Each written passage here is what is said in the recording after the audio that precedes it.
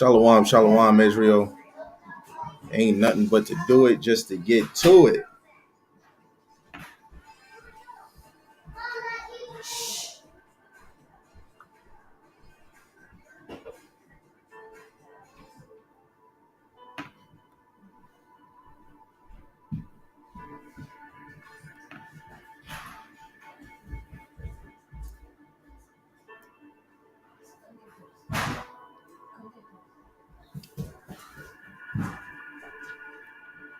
If y'all can. Um, my YouTube. I'm gonna post the YouTube on the Facebook chat.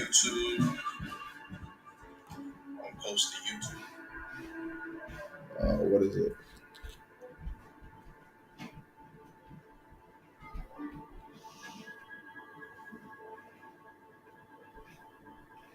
That's the YouTube right there, ladies and gentlemen, just in case.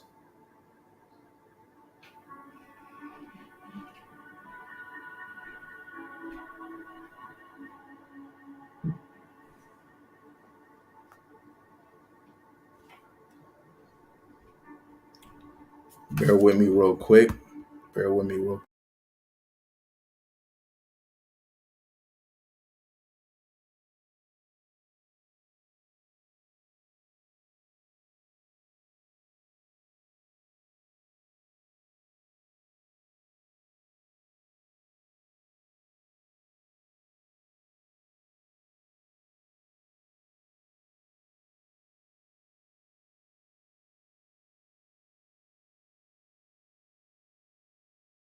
We're about to start in a few minutes.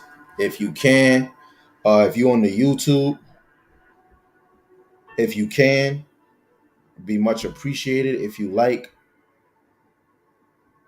subscribe and share the live. Like and comment and share the live.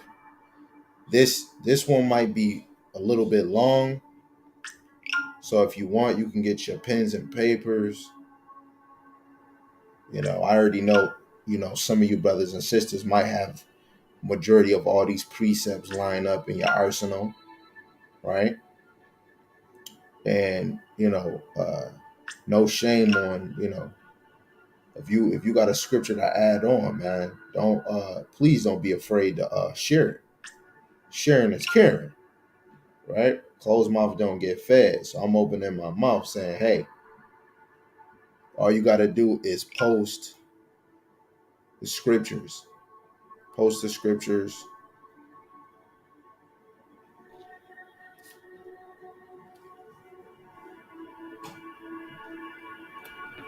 Right?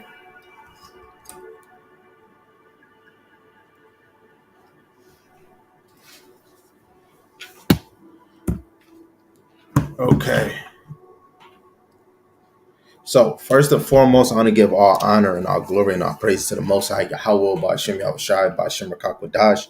Yahweh is the Most High God, and Yahweh Shai is who the world ignorantly calls Jesus the Christ, right? And of course, I want to give double honors for the elders that have been teaching us since their milk, the parables, the direct sayings, the prophecies, teaching 100% of the Lord's doctrine to the best of their ability, right? And of course, I want to start with Elder Tahara on down, right? The soldiers, the captains, the bishops, right? The other elders following suit, right? That's bringing forth the ministry of Yahweh Shemal Shai, feeding the flock, right? And definitely another shalom to the wives, even the single sisters that's playing their roles as women in the ministry, right? Trying to play their part to the best of their ability, sewing fringes, being loving silent wives, feeding and nourishing the kids, right? Lord willing, the Most High have mercy on the other brothers and sisters that is not in this walk, right? It's all the Most High Yahweh Shemal Shai is doing that puts you in this truth or give you the increase, right? The title today is A Miserable Day for Our Adversaries. Adversaries go into the meaning of enemies, right? We have one major enemy, which is the so-called test tube monkey Edomite, Time and Jennifer, right? And then we have the other nations that are our adversaries too, right? First, I want to play a few videos just to get the motivation started, right? Can y'all hear me on the lives? I'm just making sure. Can you hear me? Can you hear me? Just making sure. Can you hear me? Okay. I don't know if anybody really on. So I used my other phone to see if I can hear myself. So thank you if you were trying to. Right. So I'm gonna show these two clips just to give us some motivation. Right. Let's go to Becky. Let's go to Jennifer first. Of who it says that the true house of Israel is, the lost tribes of Israel. They're lost. They say they're scattered. We don't know who they are. I know who they are. It's clear. It's you guys. What do you mean by you guys? The folks that were sent through the transatlantic slave trade. Mm-hmm. The folks that are still in the lands of their captivity. Israel is in the lands of their captivity. There is no creation of the so-called Jewish state of Israel in 1948. That does not fit prophecy. Mm-hmm. There's people over there that call themselves Jews. They call their own selves Ashkenazi. If you go look at Genesis chapter 10, 1 through 5, it tells you Ashkenaz is descended from Japheth, Noah's son Japheth, not Shem. That means he's a Gentile. I'm a Gentile. We're Gentiles. And I wasn't brainwashed. I got the Bible before they do the brainwashing of the programming and try to make you think Egypt is white, which is ridiculous because it's Africa. So, all that's Africa. Well, thank you, Jennifer. I'm gonna, throw some praise to Yahweh Hashem Al Shai.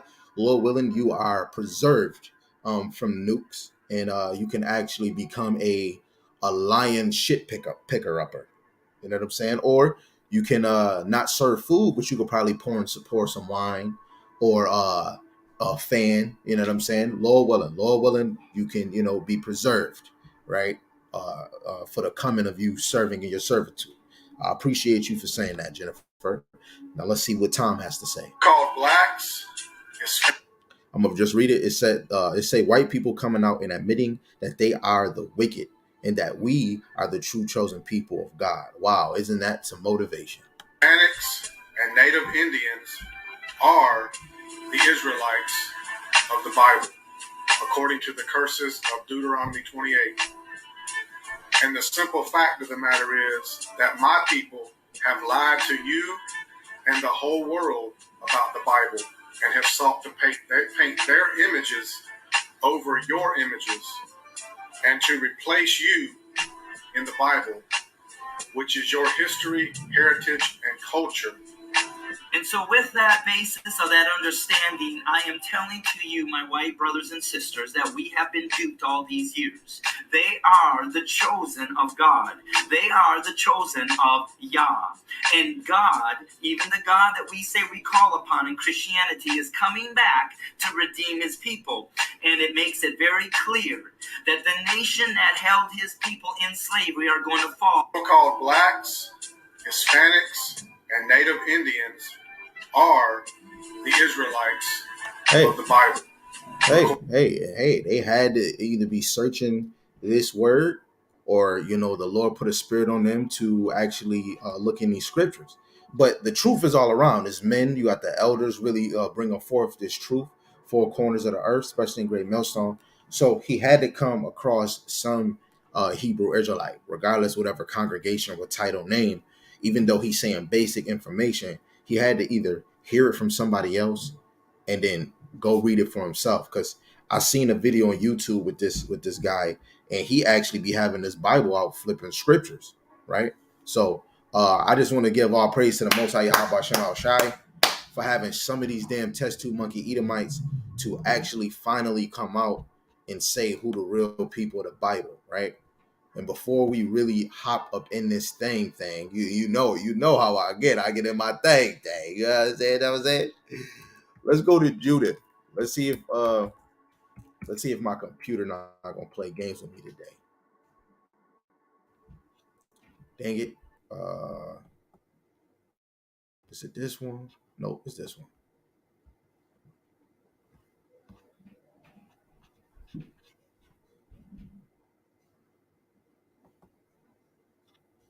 Sorry, y'all. Where I say I was going, we gonna this real quick. It's a beautiful thing. adversaries, these other nations, speaking about, your truth, right? I'm gonna read verse 20 and 21. It says, "Now therefore, my Lord and Governor, if there be," this is Judah 5 and 20, "if there be any error against this people, and they sin against their God, against their power, let us consider that this shall be their ruin, and let us go up, and we shall overcome them."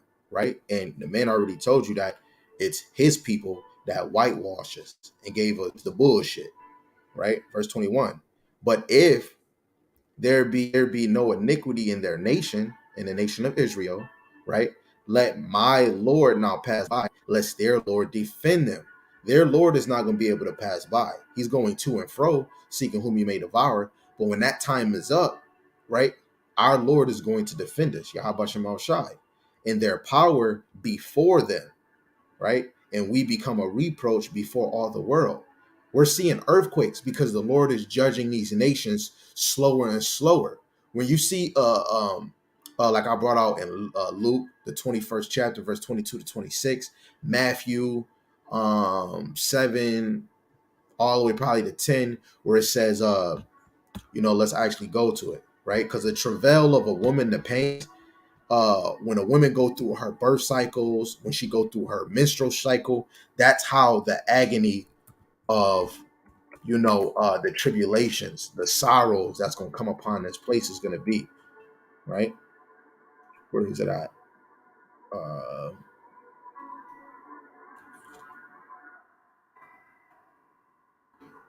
uh right here, it say, this is Matthew the 24th chapter, verse 19. It says, "Woe unto them that are with child, and to them that give suck in those days. Woe to them, right? But pray ye that your flight be not in the winter, neither on the Sabbath day. For then shall great tribulation, such as was not since the beginning of the world to this time, no, nor ever since." So just like when a woman has a period, is levels to that period. Just like birth pains, before she's really ready to deliver, is levels to that pain, right? It says destruction to these women, right? But when it says, "then shall be great tribulation," so in between of the time of the wars, race war, right when Yahweh shall come, that menstrual cycle, that birth pain is going to get closer to delivery, right? And when that delivery of that child come, or when your period is actually flowing, it's going to be of the war in Jehoshaphat. It's going to become that, when America get destroyed in 1 hour, right? That little earthquake was that was like a little menstrual cycle. It was a little period, a little cramp pain, right? That's all it was. But in Assyria, in Turkey, they got a real period pain. But it wasn't that one that lasts for 7 days. It was just a pain, right? And this is how in this end times is going to be levels of tribulations, right?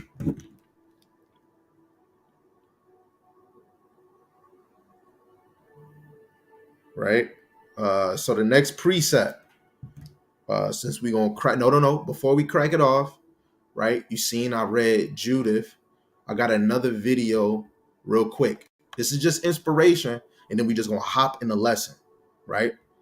This is the movie show that they was coming out called Crackers. They got it on certain websites. I know some brothers and sisters that was able to watch it. I've been trying to find it and I cannot find it, but that is fine, right? Um, I just want to show you this, right? This is motivation, right?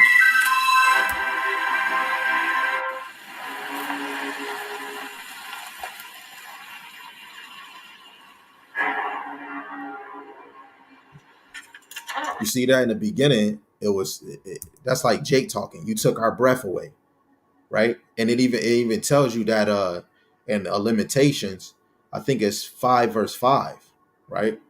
Uh, we don't have no rest, right? Let's get that, right? We want everything to line up so you can understand everything that's dealt to us, and when it's hitting on them. That's why a lot of brothers is bringing out the curses is reversing, right? So when you go to Limitation 5:5, it says, "Our necks are under persecution. We labor and have no rest." Right? We labor and when you're running, I mean, start running out of breath. That goes into we keep working and we don't have no rest. Right? We got to work hard to make ends meet. Right? And this is where, what if we took yours? And what's the title of this lesson? Huh? Let's see. A miserable day for our adversaries. What if we took yours? It's going to be a miserable day for our adversaries.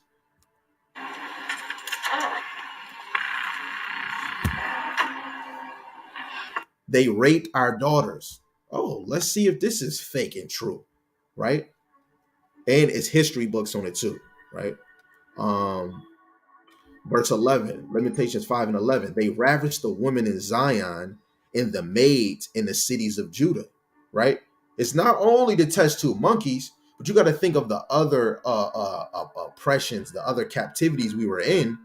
You got to think of how they were moving. Even the Romans, they was tearing it up. Excuse my language, right? Hey,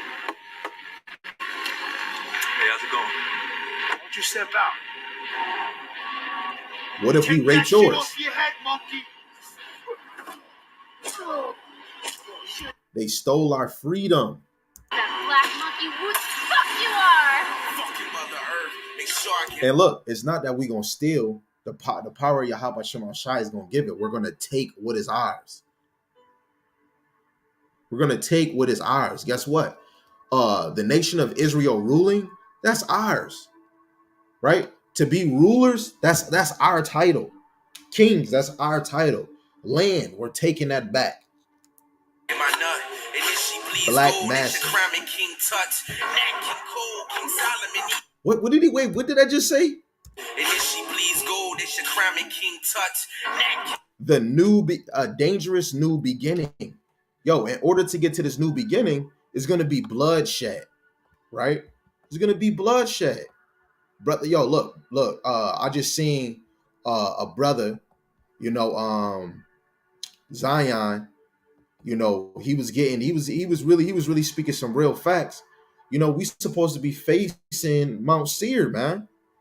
We supposed to be facing Mount Seir, speaking against this our wicked adversaries, right? But you got some brothers saying, "Oh, we shouldn't talk about the white man." What? You need to, because his kingdom is about to be finito, huh? Right? You go to 6 and 9. This is Second Ezra 6 and 9. For Esau is the end of the world, and Jacob is the beginning of it that followeth. Yo, Jake, you're not just gonna be sitting down, relaxing with your feet up. Our beginning, we're gonna be Salaki. We're gonna be working. Yahweh Shai, we're gonna be cutting up people. It's gonna be spirits on the men of Israel, certain men, to go hunt our adversaries out of bunkers and holes. I have a video on YouTube dealing with that, right? We're gonna actually, I'll have the video on the screen too. We're gonna be searching them. We're gonna be working to make our kingdom flourish the way we want. We're gonna be on their ass.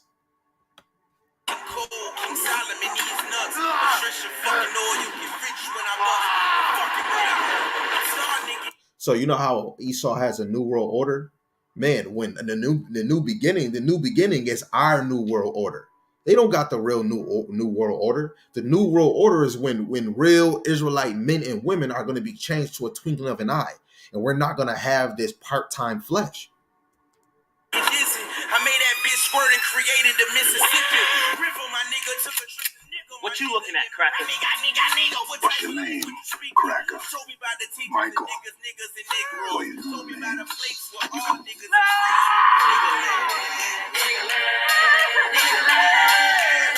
go with you.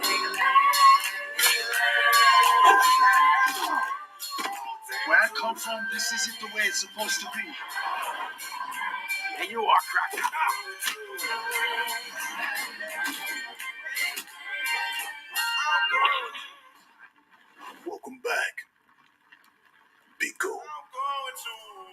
Hold on, I know I missed.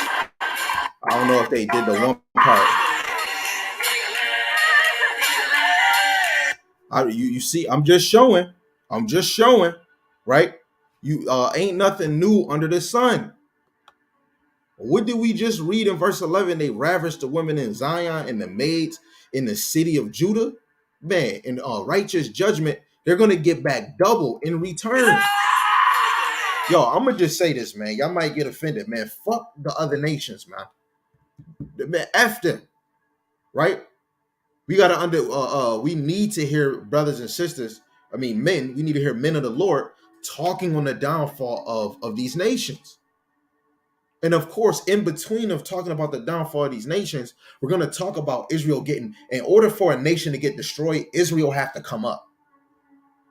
Before this place get destroyed through the spirit, we have to come closer to our power, right? We have to show the Lord that we even worthy to be changed in the twinkling of an eye. To get into the kingdom is work.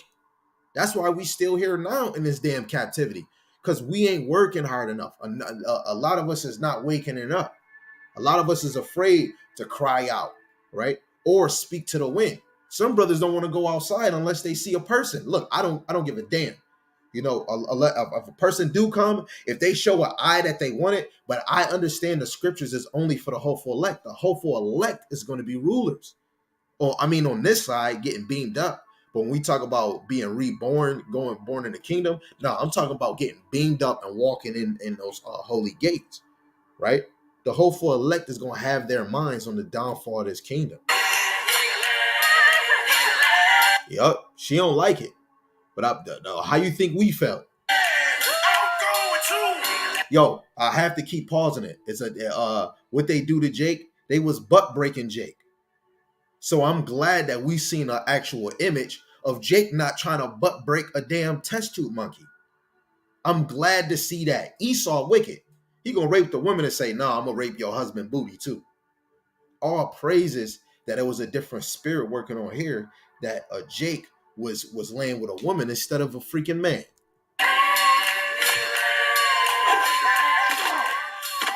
Where I come from, this isn't the way it's supposed to be.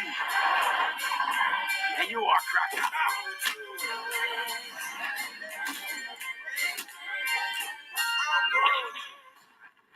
Welcome back, Pico. Yo, and it's crazy. He said where I'm from, that's not how it worked. You know how it worked? That they whipping our ass. You know what I'm saying? When the roles are switched, they don't like it, right? I had put back in the day, Babylon of 10 $2, white people really didn't like us because they had to walk around saying unclean, unclean, right? So of course, it's a lot of things that Esau don't like, right? And guess what? Being a freaking servant is one of them. And all praises be to Yahweh Shemal Shai.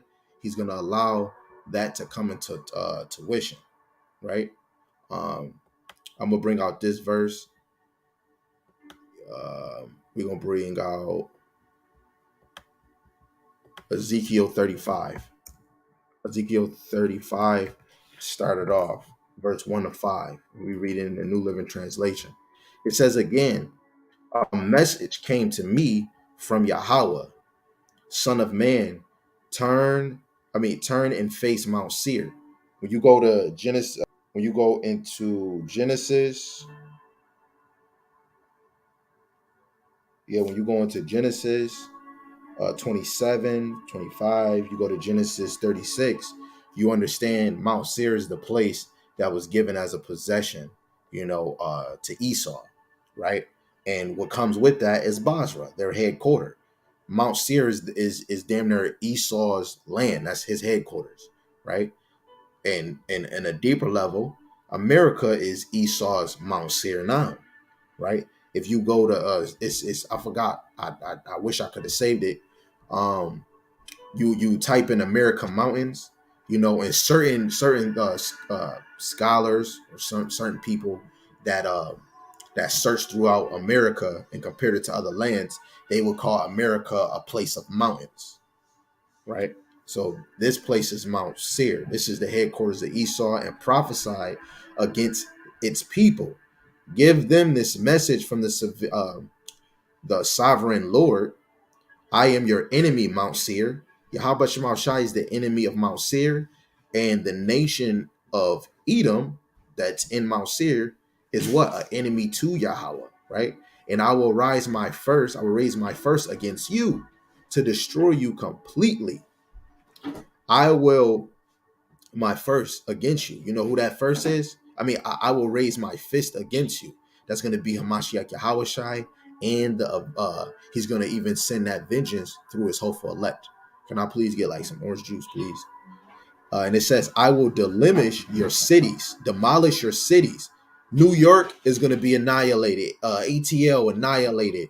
Freaking Las Vegas annihilated. Sin City, freaking Wisconsin, Washington D.C. is going to get annihilated. Europe annihilated. Rome annihilated. Italy annihilated. Freaking the French annihilated. The Greeks is going to their cities is going to be demolished, and make you desolate, and then you will know that I am Yahweh. Right? Your eternal hatred for the people of Israel led you to butcher them when they were helpless, when I had already punished them for all their sins, right? The nation of Edom was laughing at us. They were laughing at our calamity when our place was getting overthrown, right? We're going to bring this to, we're going to, later on, this was going to come out. When I read the prologues of Obadiah, and it goes in and it actually goes in to, um, Esau was laughing at our calamity when we had the Babylon exile, right? So let's go to Genesis, right? Because we want to make sure who we talking to in that verse. I want you to know we have many adversaries. Head chief of the adversaries, Psalms 83, would be the so-called nation of Idumea.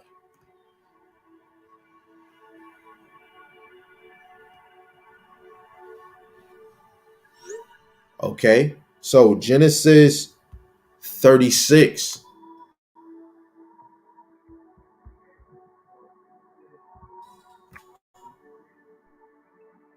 and 9.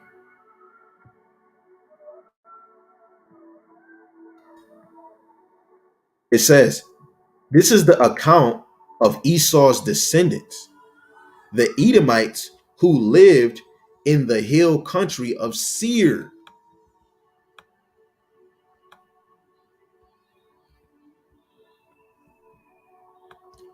And these are the generations of Esau, the father of the Edomites in Mount Seir, right?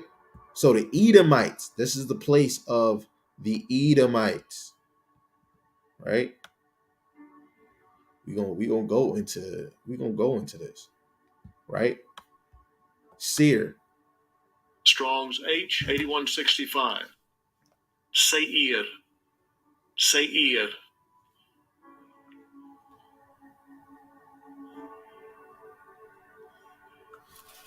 Right? Seir, right? Seir, hairy or shaggy. Maybe that's probably where they got Shaggy and Scooby Doo. uh, when you go to Genesis 25th chapter, it tells you that Esau came out hairy, right? Proper masculine noun, patriarch of Horite, the inhabitants of Edom, before the descendants of Esau, the Edomites. Esau is the forefather of all the Edomites, right? He is the head father of Edom, Idumea, the land of Edom, south of the Dead Sea, right? And if we can, I want everything. I want everything to be clear. I want it. I want to be. I want you to see it. So, what do you say? What do you say? South of the what? South of the Dead Sea. Okay.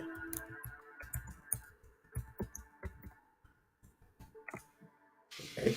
Let's see what it look like. Dead Sea. Oh, that was a real good picture right here. Even though It's just like regular map, but I like it. I like it. I like it. Let's see if we can find another one. Oh, even better. So we know it's north. Wait, no, it's no. Wait, isn't it north, south, east, west? Hold on, let me.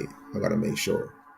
Oh yeah, so north, south is down, and east is this way. So it say east of the Dead Sea.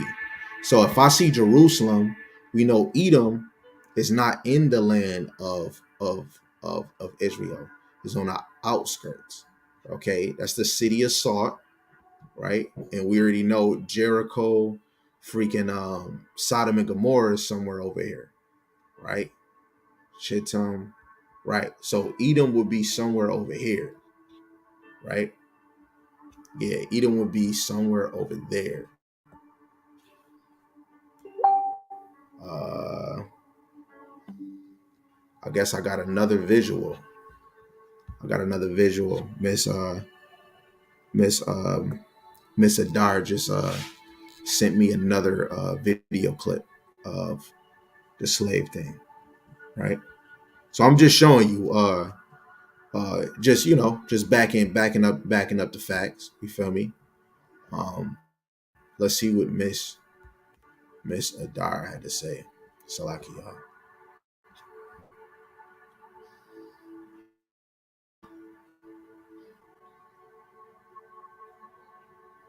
Oh, this is the full movie? Woo!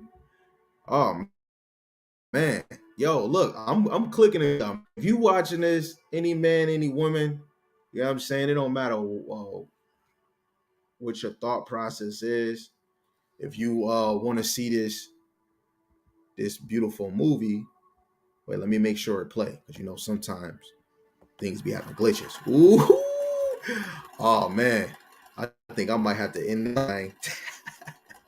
This is a 20 minute clip, like about 25 minutes. So yeah, definitely hit me up, man. She is a beautiful I'm gonna place. watch it. You feel me? Okay. So we seen the map.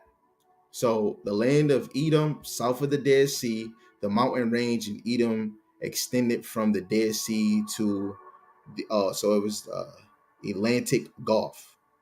Apparently, also Mount Seir is extended most distant. Okay, the mountain in North Judah lying westward. Right. Look, mountain of Idumea. Right. We just want to get all these little key points. And the best thing about it, you can do it too. Don't make it seem like I don't want to be the one to make it seem like I'm showing you the way. Like, oh, I'm smarter than you. I'm not. Strong's H123. Edom. Edom. Edom. Edom is derived from Esau. Esau is the man. Edom is the nation, right? Edomites is the people, and Idumea is the people, and Idumea mean wasted away. Oh, it's a series. Okay. Salaki. Right? So Edom. And it's crazy. What did we just read about Seir? Seir means hairy or shaggy, like Scooby-Doo, right? It's hairy. Seir is hairy. Edoms mean red, right? Edomite, Idumean, descendant of Esau, land of Edom, Idumea, land southeast of Palestine. And we already seen Mr. Him and Jennifer. We seen Tom and Jennifer say, Edomites, them there Esau, they know who they is. It's just we don't consider, right? They're gonna be like, oh, show me when it say white man. Guess what? They were never called white man. Never. Get this book. Let's see. Let's see what it says on page 20. It says the ancient people did not classify race according to skin color. That is a new thing. Us saying black, brown, white, and green, that's new for us, right? And let's see who established it. It says they did not use the term Negro in the ancient time, which is a modern term of today, to refer to black races or the word Caucasian. White people wasn't calling themselves Caucasian, they were calling themselves Edomites. Then it changed from Edomites, Idumea, right, from Esau to Caucasus. I mean, because they came from the Caucasus Mountain. That's where that word Caucasian come from, to refer to the white race. Dividing the word along a color line was an idea that originated with the white supremacists. So they chose Caucasian to fit the description of the white race. So they were looking at color. Caucasian was hitting the line. Negro, it when you now put it in English, right? But when we in Spanish, Negro is black. So they were playing semantics with words. So they were looking at the image of who a man and a woman was, and they called you that name. How they gonna call me black and I look brown? So it shows who's really an idiot. But they chose that word because it don't mean nothing pure. It doesn't mean nothing better than white, right? But when you want to look at color, mostly everything derives from dark, right? The earth was filled with darkness. He had to bring light into it, right? So we see Esau. Esau means hairy, the eldest son of Isaac, Rebekah, and the twin brother of Jacob. So the birthright for food when he was hungry and divine blessing went to Jacob, right? Progenitor of the Arabs people. That's what they want to say. Progenitor. Jacob. Is really Abraham, right? But now they want to say the progenitor of the Arabs people. Arabs do come from Shem, just like Esau. But Esau and the Arabs is two different nations, right? And Esau selling his birthright is him saying, F my kids. Now his kids is not going to reap the benefits of what they could have because he gave up his birthright, because it was predestined, right? And if Esau didn't serve his birthright, he wouldn't be the end of the world. And if they saying Esau and they saying progenitor of the Arabs, and if Esau was the Arabs, second Ezra 6 and 9 would say the Arabs is the end of the world, right? Let's see what it's saying 18 nations in the earth. The Bible believes in 18 nations,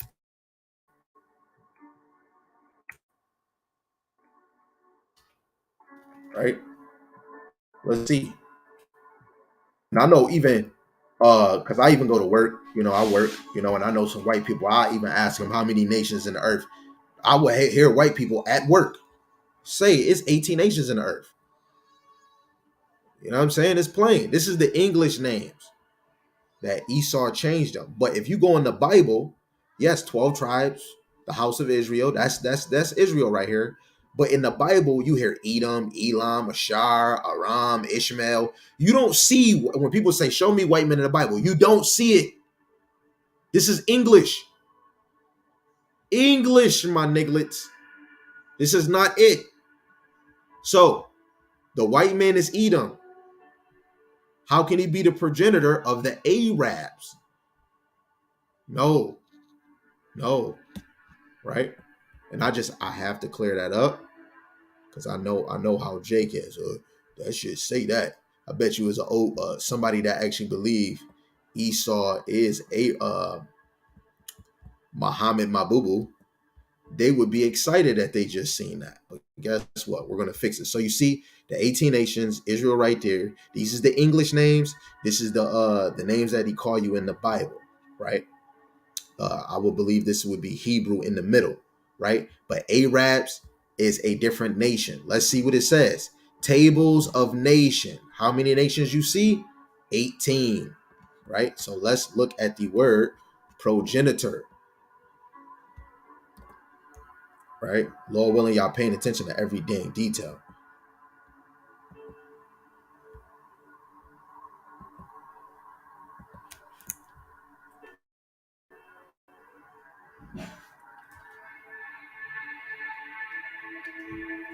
progenitor. A person or thing from which a person, animal, or planet is descended or originated an ancestor or parent, forefather, forebearer. So this is how you know some things you have to eat the meat and spit out the bone, because Esau is not the father of the Arabs. You know what I'm saying? He's not. Um, uh, but if we want to say, because it say Esau means hairy, shoot. If you want to go to calling Arabs Esau, okay, you could be in when you talk about attributes, Arabs is hairy.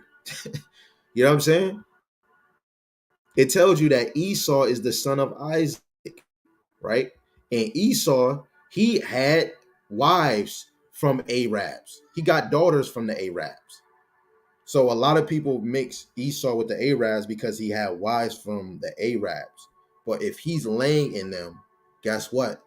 Whatever he is, that's what his seed is. Right?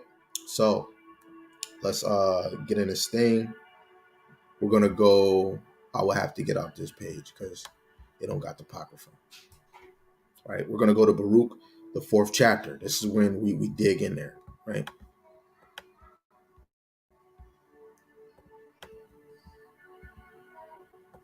Baruch, the 4th chapter, verse 31 to 33. It says, "Miserable are they that afflict thee, and rejoice at thy fall." So miserable are they that afflict us, right? And since this is the second Exodus, right? They afflict us. Exodus 1 and 12. But the more they afflicted them, the more they multiplied and grew, and they were grieved because of the children of Israel. What do Esau promote a lot? He promotes depopulation. Well, we keep multiplying. That man want to depopulate us. What he makes? A birth control, a center where you can kill your damn children. Let me give you a plan B, right? Get that birth control. Miserable are the cities which thy children serve. New York, Tonawanda, right? A lot of our people, even if we're in cities and we're servants, you might not see it because you got your own house, but you are a servant. You got to pay them to keep your lights on. Miserable is she that received thy sons, right? And miserable is she that received your damn adversary sons. When we was in captivity, some of these women was open up their legs just to get a coin from Esau. And Esau was pregnating them. And as soon as them child was born, them child was slaves. And the funniest thing, Esau was making his children slaves. I bet you he didn't really know, but he knew. You'll see the child is whatever the father is. But Esau, what we just read, they went by, what did it say? Page 20. The ancient people did not classify race according to color, like the modern nations of Europe and America. They go by color. So as soon as that child come light skin or whatever, and it look like it got some melon, that is a nigga. That's a nigga right there, right? For as she rejoiced at thy ruin and was glad of thy fall, so shall she be grieved for her own desolation, right? She rejoiced at your ruin, but so shall she be grieved for her own desolation, right? Let's go to Romans. Let's see if we can get in this thing. Romans, the 3rd chapter.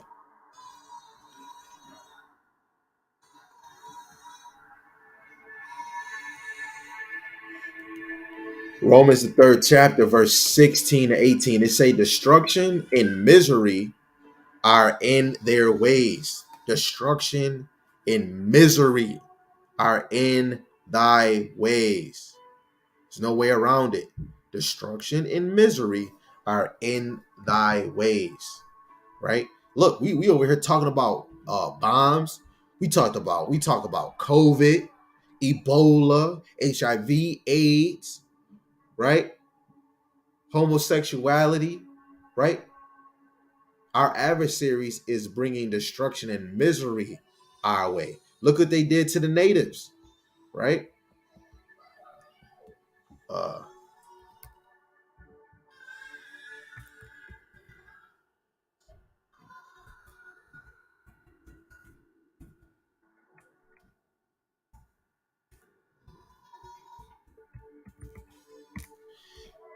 let's see if they give us some image. You see the genocides of indigenous people, right? We could definitely go to the reading, but I know how Israel look 145 million, right? Wait, I gotta go back to that. I gotta go back. It said genocide of indigenous peoples. Indigenous people, both north and south, were displaced, died of disease. Remember how we talk about chicken pox, right? And they was bringing bed bugs, lice, uh, roaches, and rats over here from Europe, and were killed by Europeans through slavery, rape, and war. So they was telling Indian, yo, you'll be free if you join war, and they were raping our women, right? And they killed about 145. Yeah, what's up, King? What's good, bro? I'm pulling up now. All right, King. Babe, go outside. So they killed 145 people, right?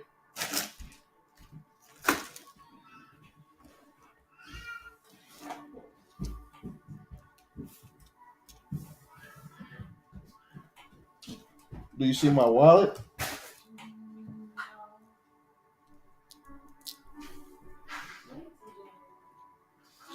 Right?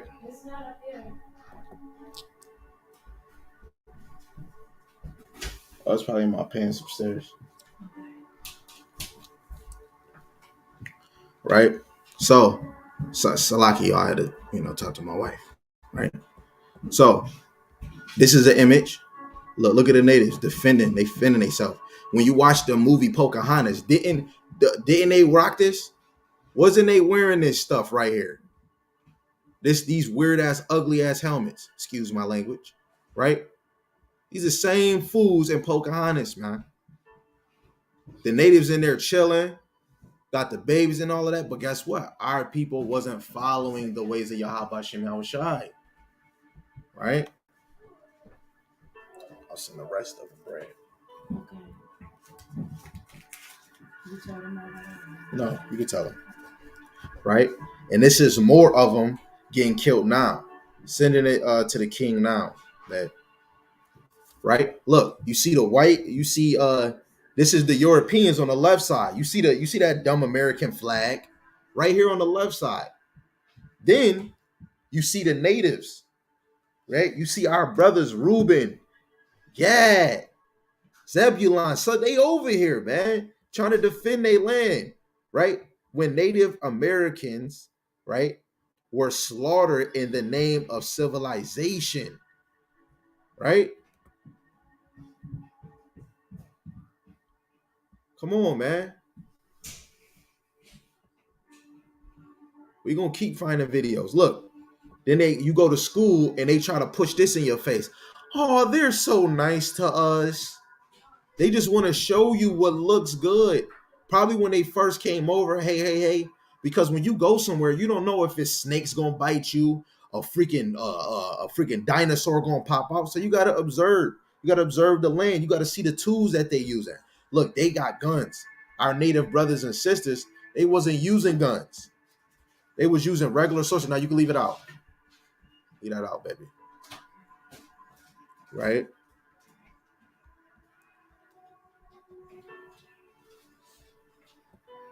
I'm gonna just show y'all imagery, right? This is what they did. They brought destruction and misery. Come on, man. Look, he got fringes. And I know from the brothers from a rim Gadar Gabar. Salaki, if I said y'all, no disrespect. I know they be rocking the fringes on the pants and ISUBK, and I believe it's other congregations, man.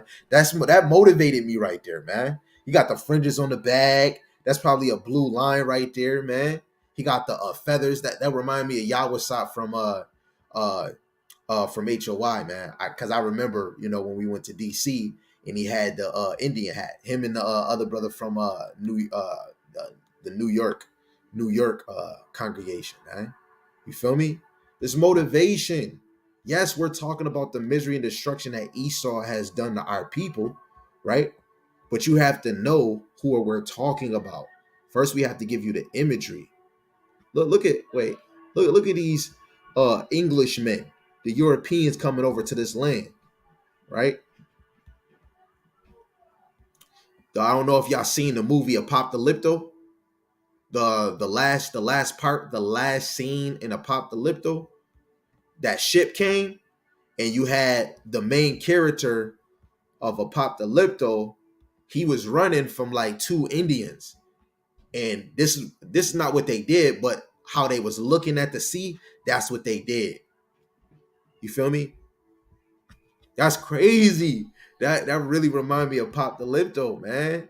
If y'all didn't see that movie, go see it. Actually, I'll make it better for you, because I know Israel, we like imagery to actually really understand what we're reading. So I'm gonna try to give you an imagery. Um,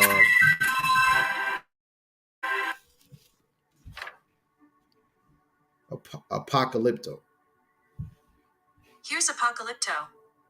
Okay, I had to make sure because I ain't gonna lie, man. That word is apocalypto. I had to make sure the spelling is right. All right. Wait, what in the world? Um, escape scene. Is this it? No. Um,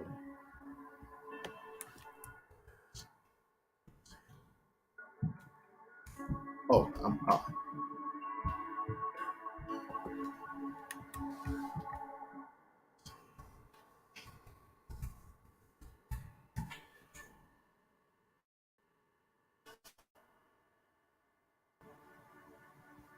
I want to see the part when he running and he running and he he just run. Nah, that's climax. I'm trying to give y'all the right visual. If that's not it, I'll just play this one. I'll just play this scene down. I want to play the part when he was running and he see the test tube monkeys coming on a little ship to the island. And that man turn around and the other Indians just wait. Oh, there we go, right here. This is it. Just like what we just saw in the picture, but they closer to the water.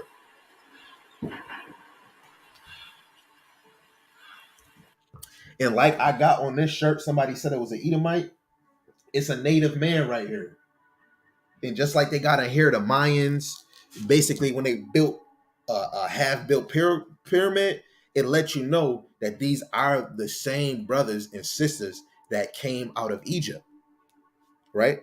These the same ones that were brothers with Joseph when he was governor of Egypt, right?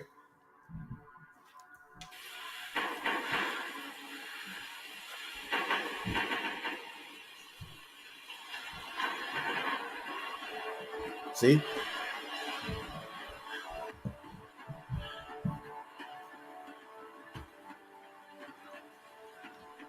And they was on their road. They was on their way to kill this nigga. But now we shot. Look, you see the hats, the same hats that they was wearing in Pocahontas. Yo, and I'm not gonna lie, this is how we made coons in our nation. You see, they walk into him, trying to welcome him in. I ain't gonna lie, he's smart.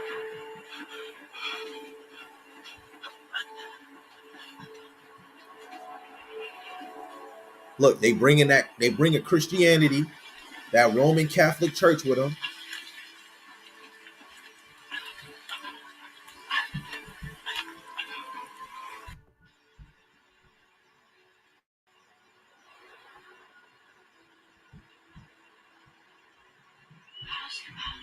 Что это такое?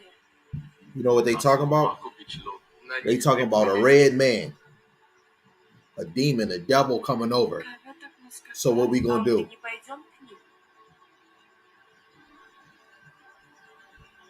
What we gonna do?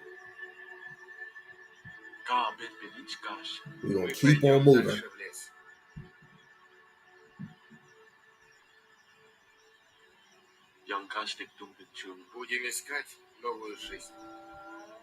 Yahweh Shem Shai is gonna help us. Come on. That's my translation. He like, come on, we out. Yahweh Shem Shai gonna protect us. You feel me? I just, man, this is, yo, man, the word, the ministry is so motivation, man. So now you see that this is not it. This is other imagery that we can go to. We can go to the African Americans. We can go to the Puerto Ricans if you want to, too, the Latinos, right? Because it was a mix. Because you, man, look, see, I have to do this. I'm gonna read verse 17 and 18, and I'm gonna show you something that's dealing with the Latinos too, right? Destruction and misery are in their ways, right? In the way of peace have they not known, right? We just read they genocide 140 million natives. If they didn't do that, you know how many natives we would have had? There is no fear of God before their eyes. It's not one, two, three, or four. This is a Iscarite brother. And you mentioned the indigenous language of was it the Aztecs or the Mayans? Both of them. Both of them. Mm-hmm. Both of them. You said it was connected to an old Hebrew, ancient Paleo-Hebrew. Ancient. So does that mean that language that was indigenous to what Mexico and Central America is today was a Semitic language?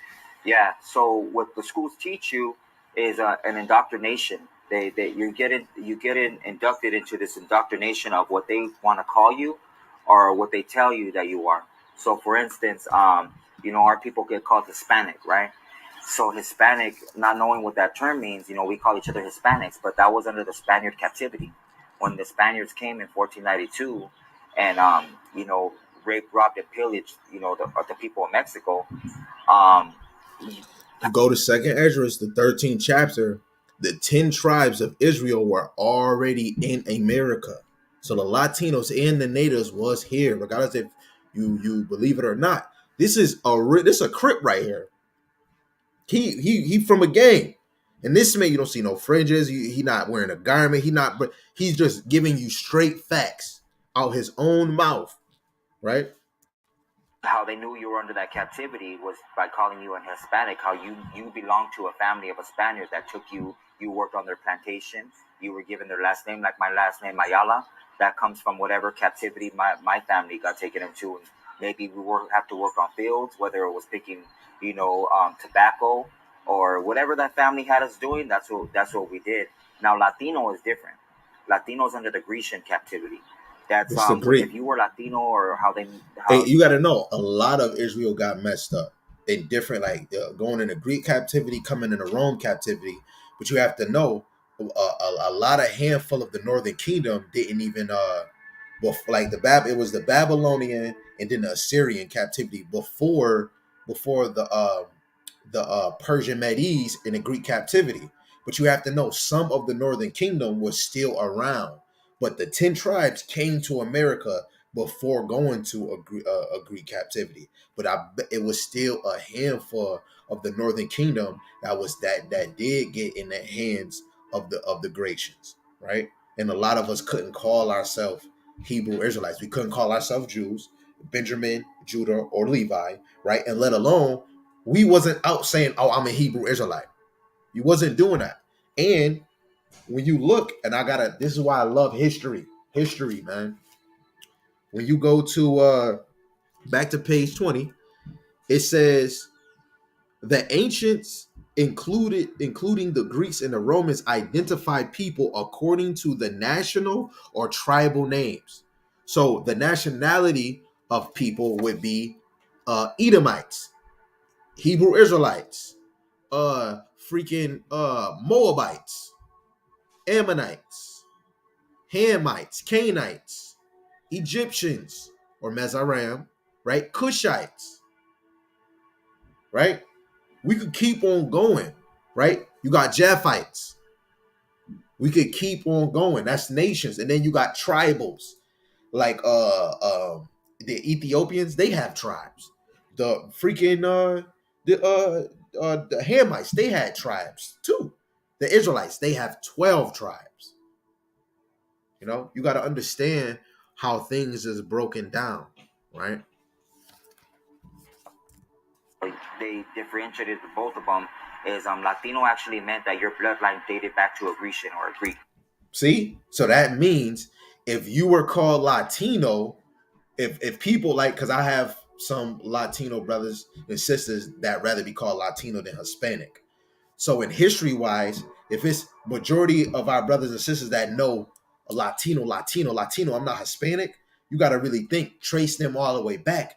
They can probably be descendants of the captivity in Greek. And that's what we would call those people Gentiles because they were moving like them, right? And then you got the other part of them calling themselves Hispanic. So what that mean? They were in the hands of the Spaniards. So that mean it was a good handful of the Latinos in the hands of the Spaniards, and it was a good handful of the Latinos that were in the hands of the Greeks, and they called them Hispanics. And you mentioned Lord, Lord willing, that was clear and plain to the point, right? Right. Let's go to Zephaniah in the NLT, right? I'm trying to move as quick as I can. I wanted to try to step out and do a camp, a camp video, camp live, but this joint look like it might take some time. But if I still got time, I'm Lord willing, I can get out there. Right. This is Zephaniah, the 3rd chapter, verse 10. My scattered people who live beyond the rivers of Ethiopia will come to present. Wait. Hold on. Whoa. That's the wrong verse. Salaki. 19. Zephaniah 3 and 19. I will deal severely with all who have oppressed you. Just know this is that future prophecy that the Lord is going to bestow, man. He's going to deal severely with those that oppressed us. I will save the weak and helpless ones. I will bring together those who were chased away. I will give glory and fame to my former exiles, right? Wherever they have been mocked and shamed, right? The Lord is going to give us that fame, right? Let alone us having that strange salvation in Wisdom of Solomon, the 5th chapter. Man, we're going to already be famed, right? When you look at Rahab, when she let Israel go spy in Jericho, before that even happened, she knew, I know your God is the God of heaven and the earth. She was happy to say that, right? Let's go to Wisdom of Solomon. Let's go to Wisdom of Solomon, the 15th chapter, verse 14.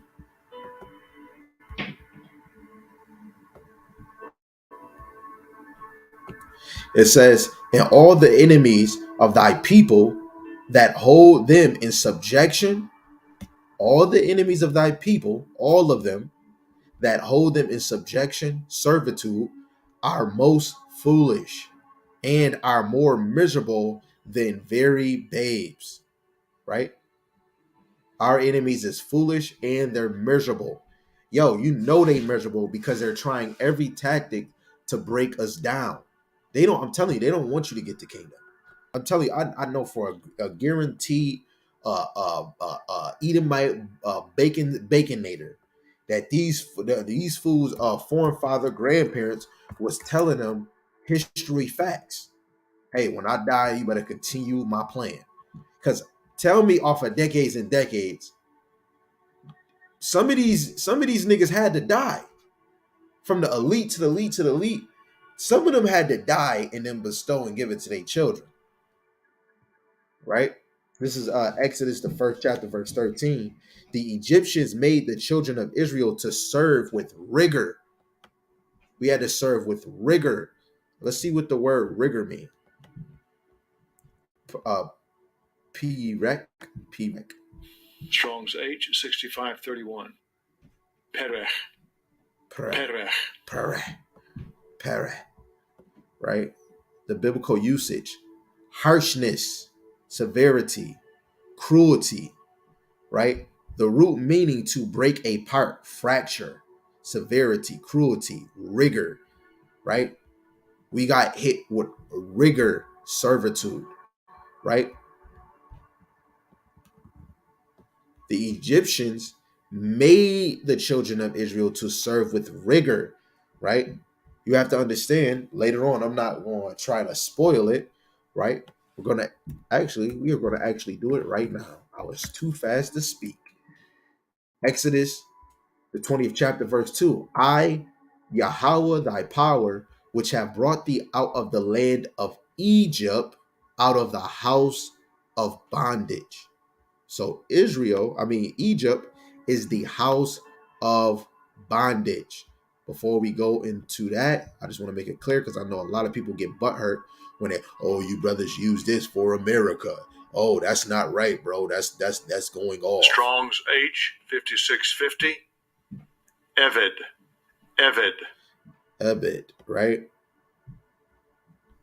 Right? So bondage means slave, servant, slave, servant, man servant or woman servant, subject, servants, worship of God, servant in special sense as prophets, Levites, servant of Israel, servant as form of address between equals, right? It's many different meanings, but this one goes in the first biblical usage, which would be slave, a servant, bondage, bondman, bond servant, man or woman. And when you're bond, you are not let loose, right? Let's see if they'll give me like a cross reference because there's other verses that go to it too, right? You got Deuteronomy, Deuteronomy 5 and 6.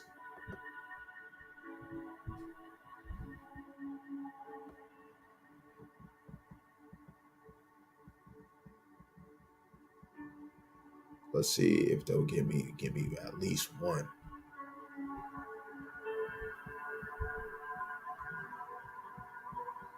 Dang, they gave you a lot of cross reference over here.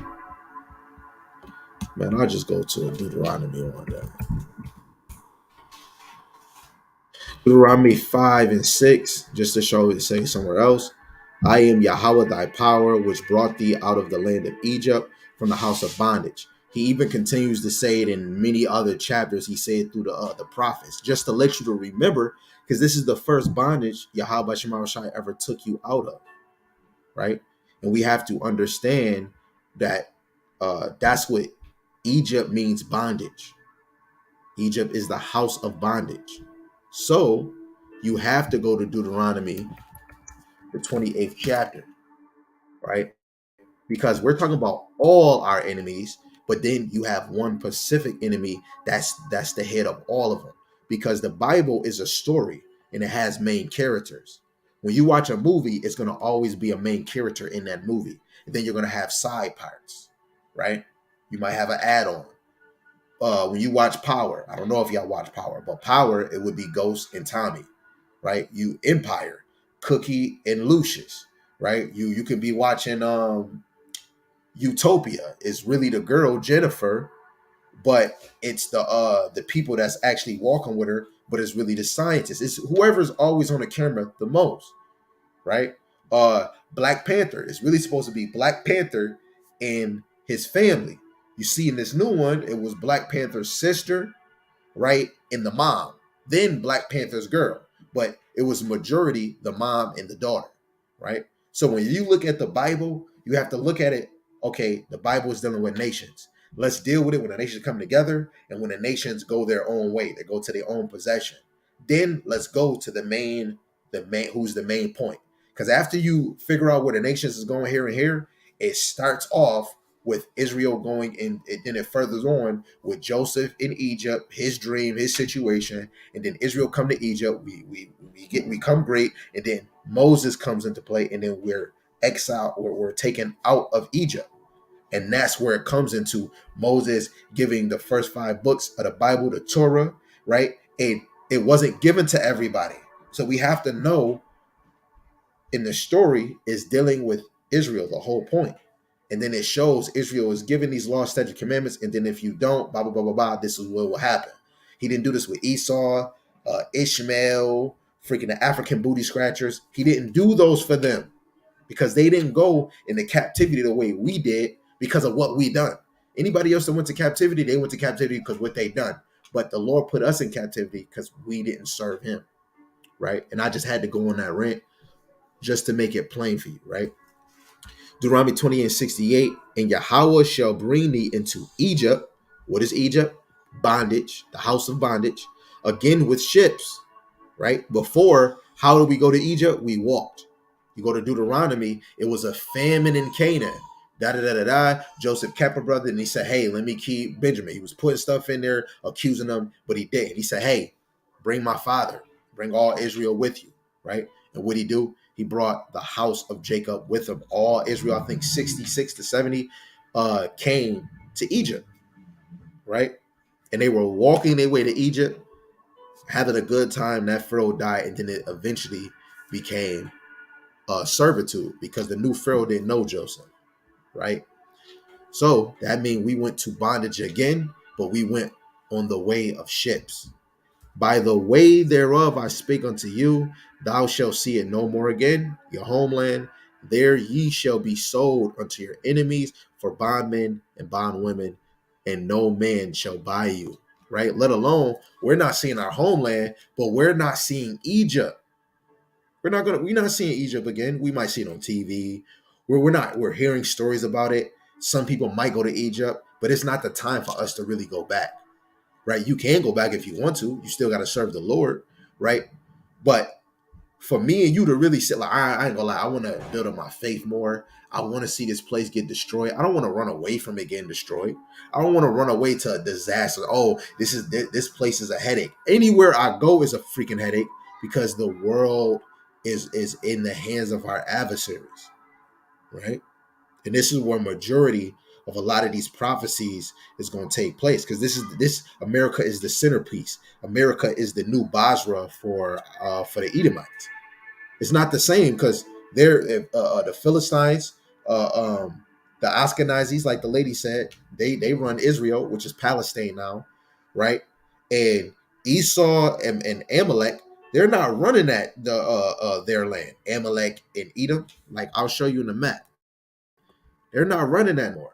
And that's when Esau started going to and fro. That's where he came to Spain, Italy, Greece, and Rome, right? In Greece.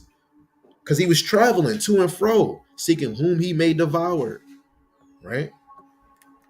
Let's go to Basra and Edom. Salaki. Okay.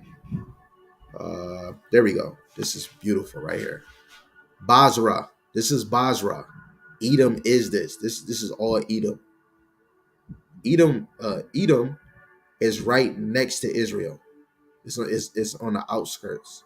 It's on the outside of Israel, right? And we can go to another picture. Who is this who come from Basra? Right? Because we already know in Joel, Hamashiach Yahushai, he's going to go to Jehoshaphat and he's going to bring that war. He's going, I ain't gonna lie, he going to be whooping ass. So if in that day, man, what? I'm trying to get it where it says Edom, Basra, and Edom. Look, there we go. Got him. Basra. This is Basra, ancient Edom.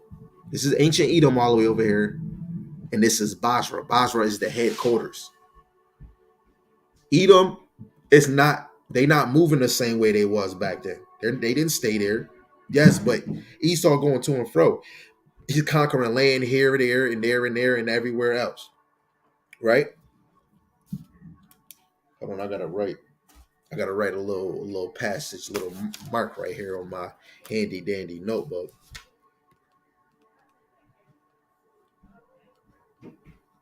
Okay, right. So Basra, Edom, that's the headquarters. So what is the headquarters of Esau now?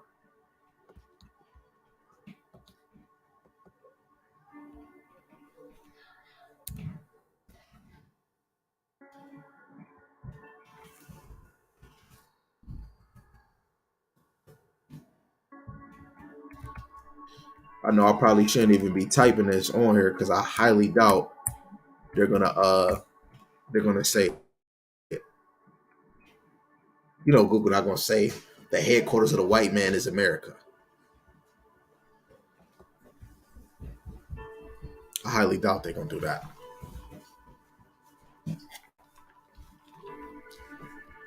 Yo, it's crazy. They show, as soon as you say headquarters, guess what they put? A bank. Can't make that up, man. They showing banks. I don't know if y'all know about BlackRock. They show a bank. Why is they show? Look, BlackRock, FDS, International Development. Why are they showing federal buildings? New York Times,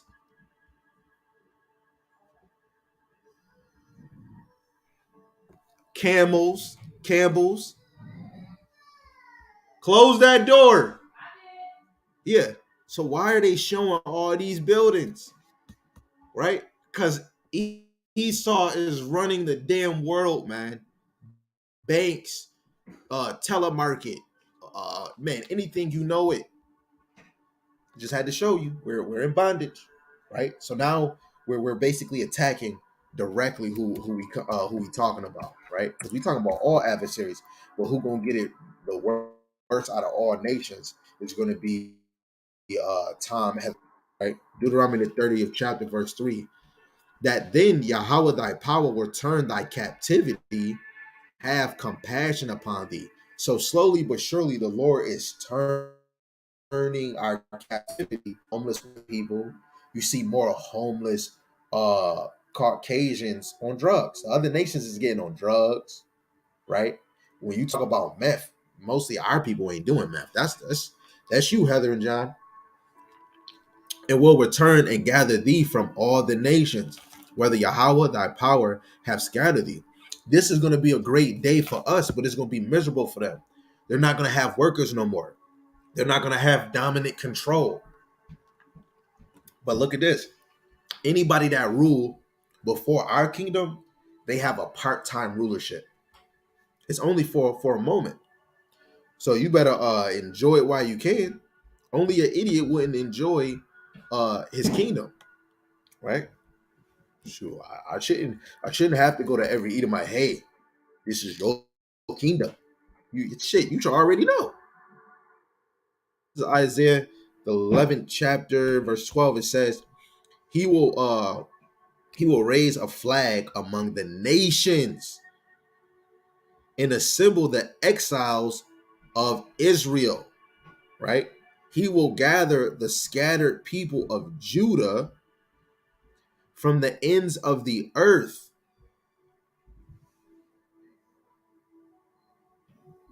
Then at last, the jealousy between Israel, the northern kingdom, and Judah will end, and they will not be rivals anymore. That's going to be a terrible day. This is why brothers is working on brothers coming together. Let's have the same mind. Let's have the same understanding. Wait, but when the day of Hamashiach Yahushua come, we're going to be more in a brotherhood. We're not going to be sister, not going to be jealous of another sister. Brothers is not. I don't care. Guess what? If you a guard, you a guard in the kingdom or something. You flying to other planets and you just a messenger.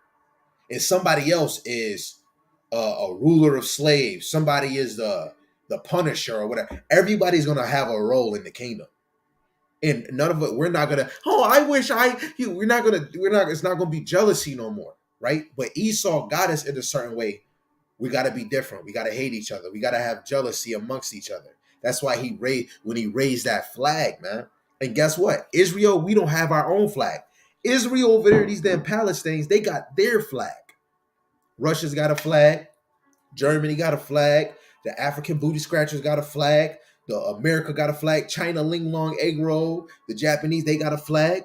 But the black Latinos and natives, you don't got a flag. Only flag you think you got is a blood and a damn crip. Right? They're gonna be miserable when it start changing. Right? I already brought this verse out, but we're just gonna bring it again. Right?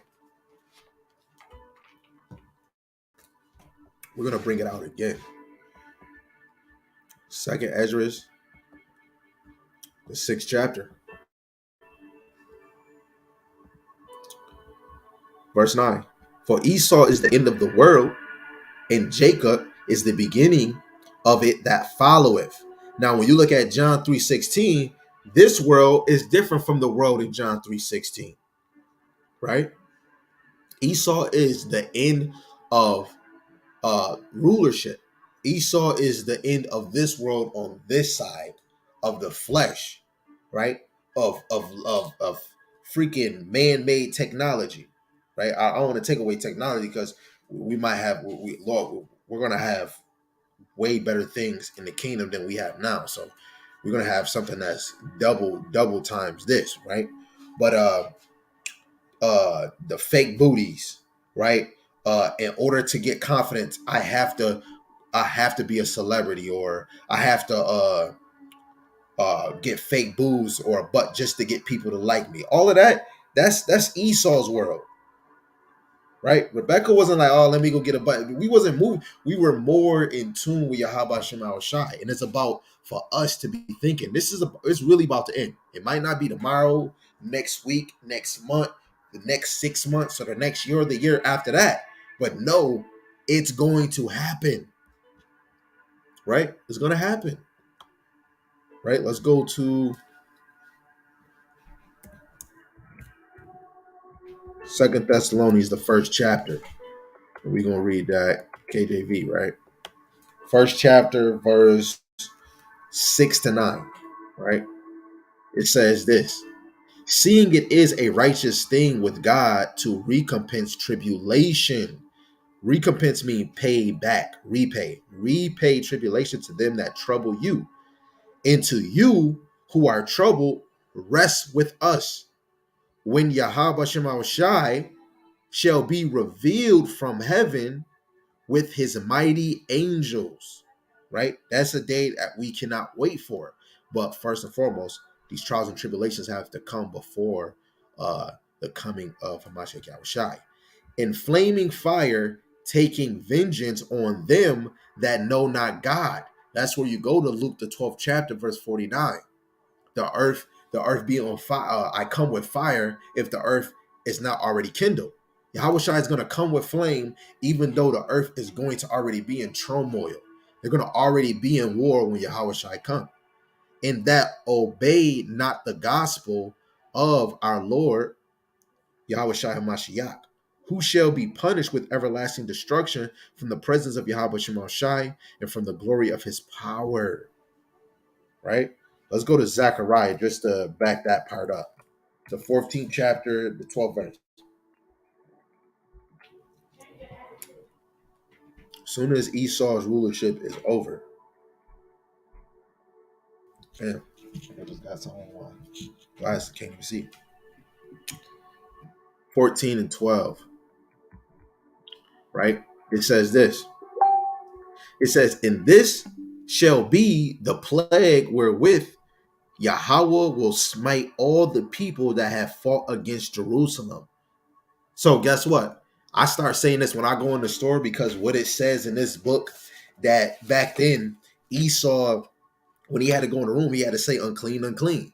I go to a store and I see an Edomite, I just say it to myself. I'll say it out loud, unclean, unclean.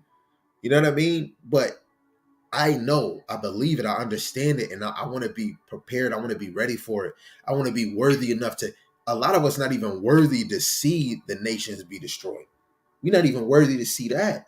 So I want to work hard on myself to be able to see this beautiful scenery, right? That's like uh uh I've been in this situation, but I'm gonna use somebody else. Like Antoine Fisher, he was getting sexually and physically abused, just like myself. When he got taken away from that, however it was like a breath of fresh air, like a relief. When the Lord smite all the people that have fought against Jerusalem, we're gonna Kwame Yasharella. Their flesh shall consume away while they stand upon their feet. Their eyes shall consume away in their holes. Their tongue shall consume away in their mouth. I see Dr. Phil. I just see a consumed body. I see Bill Gates owning all these farms. I could just see a consumed body. Damn. Ooh, I almost called you a nigga. You know what I'm saying? You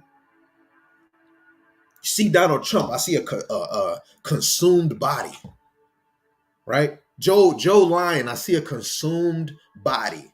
Barack Obama. I see a consumed body. George mothersucking Bush. I see a consumed body, right?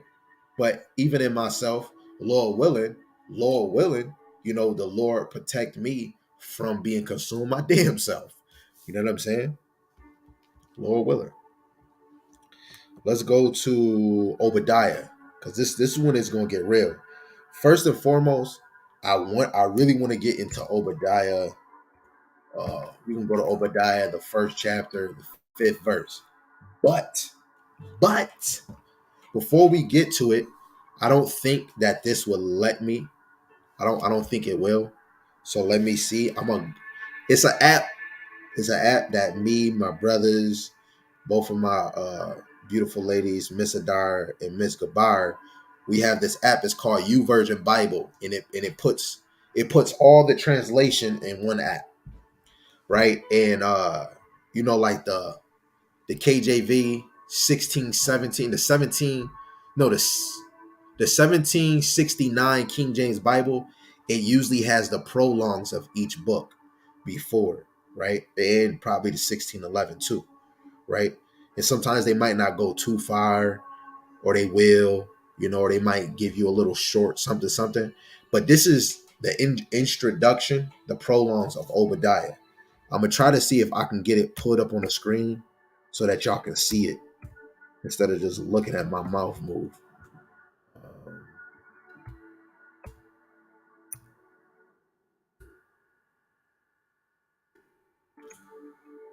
let's see. Let's see if Google will actually be on point. Um,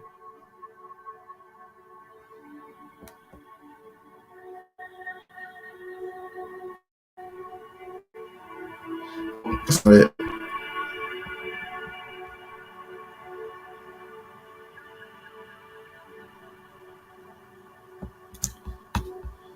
Nope, that's not it.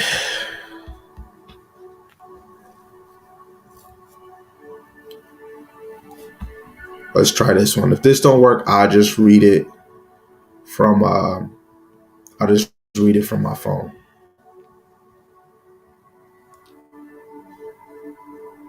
And it's just like one paragraph. Just one paragraph. So let's see.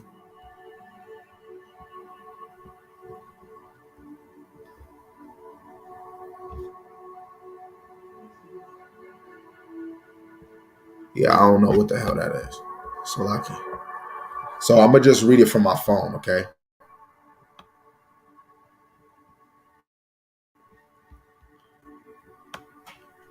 I'm gonna read it from my phone.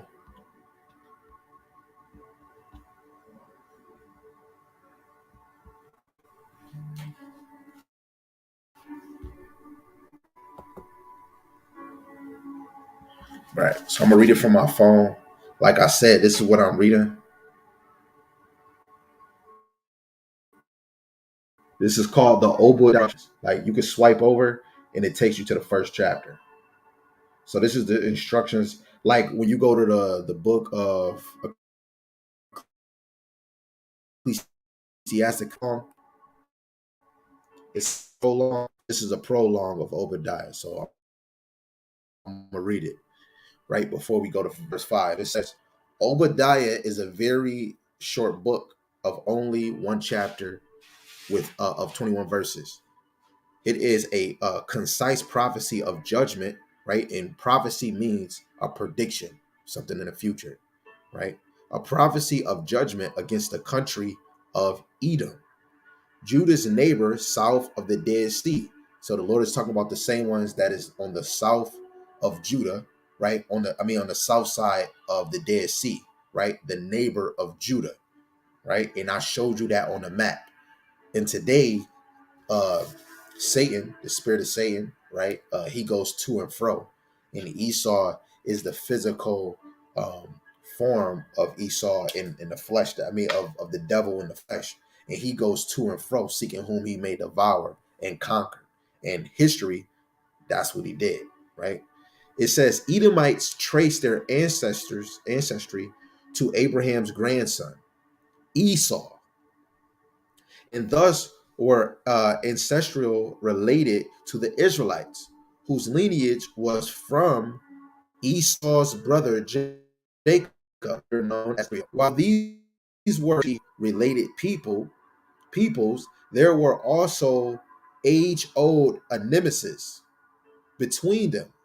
Speaking for God, the prophet Obadiah, whose name means servant of Yahweh, declares that God will bring severe judgment on Edom because of their prideful cruelty towards the people of Judah and the laughter of Judah's calamity, right? When the Babylonian armies crushed Jerusalem and Judah in 586 BC, right? Make sure you write that down, right? And left it in ruins. Obadiah reports that Edom celebrated that event. So Esau, you damn test tube monkeys, your forefathers celebrated us getting having the Babylon exile, going into captivity, took unfair advantage of Judah's helplessness to loot Judeans' towns, turned fugitives over to the Babylonian forces. That's how you know in Limitations 5 and 11, even if it was the Babylonians, you know Edom, because if Edom took advantage of Judah's helpless to loot Judea's town and turn refugees over to the Babylonian forces, it says that they was ravishing the women in Jerusalem and bang bang boogieing the maids in Judah. So I'm not putting this past Edom, and I'm not putting past the other nations, right? It says refugees over the Babylonian forces. The prophecy says that for this excusable perfidy, a day of judgment is coming. It's coming for Edom, right? A day when they will suffer defeat and be wiped out themselves. Esau is not wiped out, right? But for Judah and Jerusalem, Obadiah declares its people, place will be destroyed. And we just read in Isaiah that the Lord says that Judah and Israel, Jerusalem, we're not going to be jealous. We're gonna come together. Right now, we're two branches. When Hamashiach Yahushai comes to bring us together and make us one branch, right? That is a beautiful thing. So let's crack this thing open. Let's crack this thing open like we just got bottom, right? Let's go.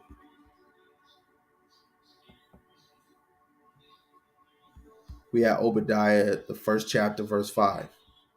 If thieves came to thee, if robbers by night, how art thou cut off?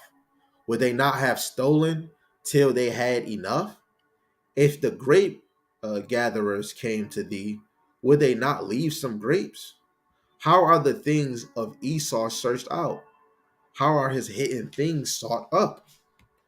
Right? They came, thieves came, if robbers by night. How art thou cut off? Come on, man. Right? Yo. And what they was doing, we just seen that they was in the beginning of Obadiah, they was going over and stealing possessions in our land. Right? So that's verse 5. but I really wanted to go to 15. Verse 15, it says, "For the day of Yahweh is near upon all the heathen." And we're going to say that today. That day is nearer than ever before. "As thou hast done, it shall be done unto thee. Thy reward shall return upon thy own head." Guess what's Edah's reward? Destruction, death. His other reward is this. This is his reward.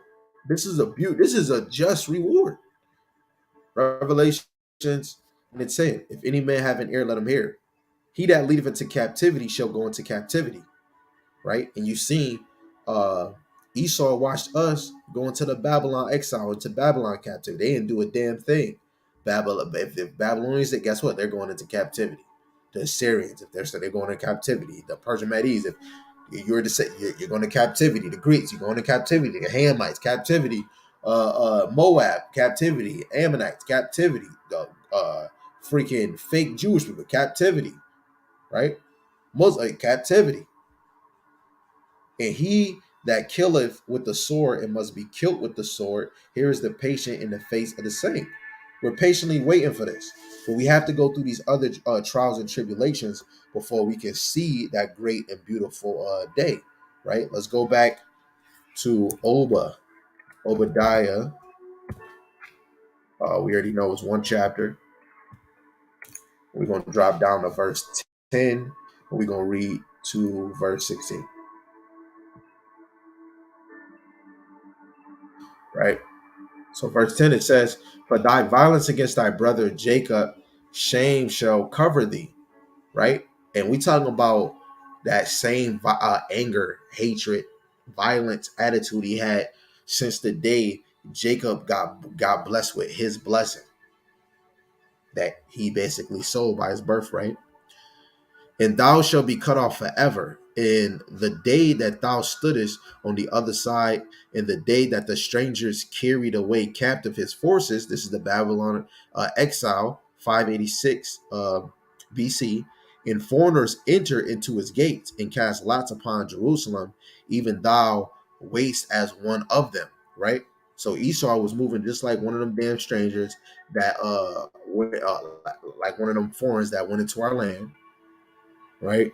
It says, "But thou shouldest not have looked on the day of thy brother in the day that he became a stranger. Neither shouldest thou have rejoiced over the children of Judah in the day of their destruction." They rejoiced. We just seen it in the prologues. They laughed, right? "Neither shouldest thou have spoken proudly in the day of distress." Esau shouldn't speak proudly at all. You are a walking leprosy human. I'm not even calling you, I'm gonna call you a leper. You like, "I ain't a leper." Yes, you are, you freaking leprosy. Right? It says, "Thou shouldest not have entered into the gates of my people in the day of their calamity. Yet thou shouldest not have looked on their affliction in the day of their calamity, nor have laid hands on their substance in the day of their calamity." They shouldn't. And just like us, when a brother is down, he's getting beat up, he getting jumped, and you see it, man, you better go slide over there. And I know some of us, even in the world, when I used to see brothers hit that girl, I did not like that shit. But there's certain times yo, bro, chill out, man. That's an old girl. Yo, man, you better stay out my business. And then you got to think it do make sense. That's not my business. But scripture wise, the scriptures would turn your ass into a man. Let me see your brother whooping his wife ass. We're going to have some words. There's nothing I could do. Right? 14, it says, "Neither shouldest thou have stood in the crossway to cut off those of his that did escape. Neither shouldest thou have delivered up those of his that did remain in that day of distress." They should have never delivered us to the Babylonians. They delivered some of the refugees. This is why Esau has to go. You can never trust them. It's the one scripture in, I believe in Sirach, it says, you try to give your adversaries your seat, or you show comfort, you let them sit next to you, and the next minute they gonna want to take your damn spot. Right? That's why you don't want to be sitting in the same seats as these fools. 15, it says, "For the day of Yahweh is near upon all the heathen, as thou hast done. It shall be done unto thee. Thy reward shall return upon thy own head. For as ye have drunk upon my holy mountain, which is Jerusalem, Zion, Israel, so shall all the heathen drink continually. Yeah, right? They shall drink, they shall swallow down, and they shall be as though they have not been."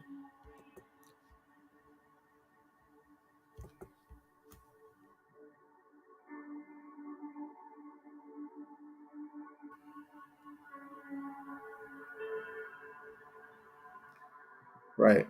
If you just read the CSB, "As you have drunk on my holy mountain," just like the children of Israel, the 12 tribes of Israel, we have drunk on that holy mountain, Jerusalem, Israel, right? Zion.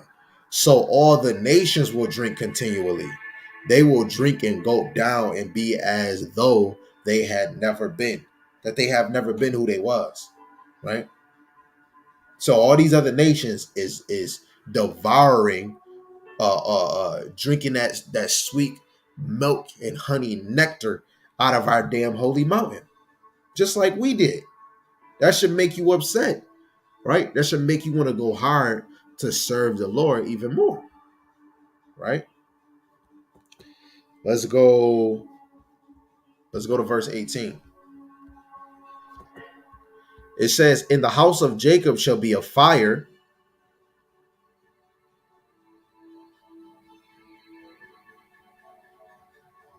Right. No, I'm gonna have to read 17.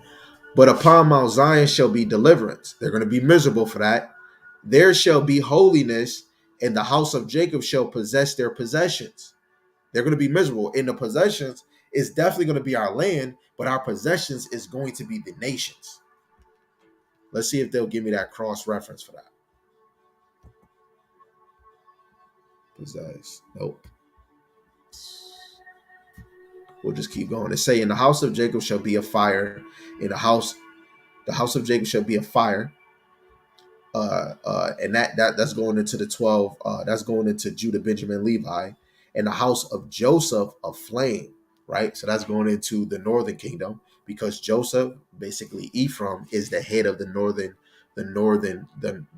house, the northern kingdom. "In the house of Esau for stumble," right, with stumble, right, "and they shall kindle in them and devour them." Right, that kindle is like a fire, right? That fire and that flame, we're going to kindle them, we're going to cook them, right, and devour them. Like how they devoured us, we're going to devour them righteously. "And there shall not be any remaining of the house of Esau, for Yahweh have spoken it." Esau ain't going to be remembered after his servitude. After his servitude in the kingdom, the nation of Esau will not be remembered. So Jake, if you got a Becky right next to you, or Mokisha, if you got a Tom next to you, if you love that damn test tube monkey as much as you do, you better go ahead and make love to him when you Strong's can. H 7179. They're gonna be finished. Cash. Cash. Cash. Cash. Stubble. Cash. Stubble. Chaff. Straw as dry. Stubble. So they're likened to straw. And what do a fire and a flame do? It kindles and it devours straw. It devours it. They're going to be devoured, right? So now we went to Judah first in the beginning of all of this. No, probably like in the middle of the beginning. So we're going to go back to Judith. We're going to read verse 17 to 18.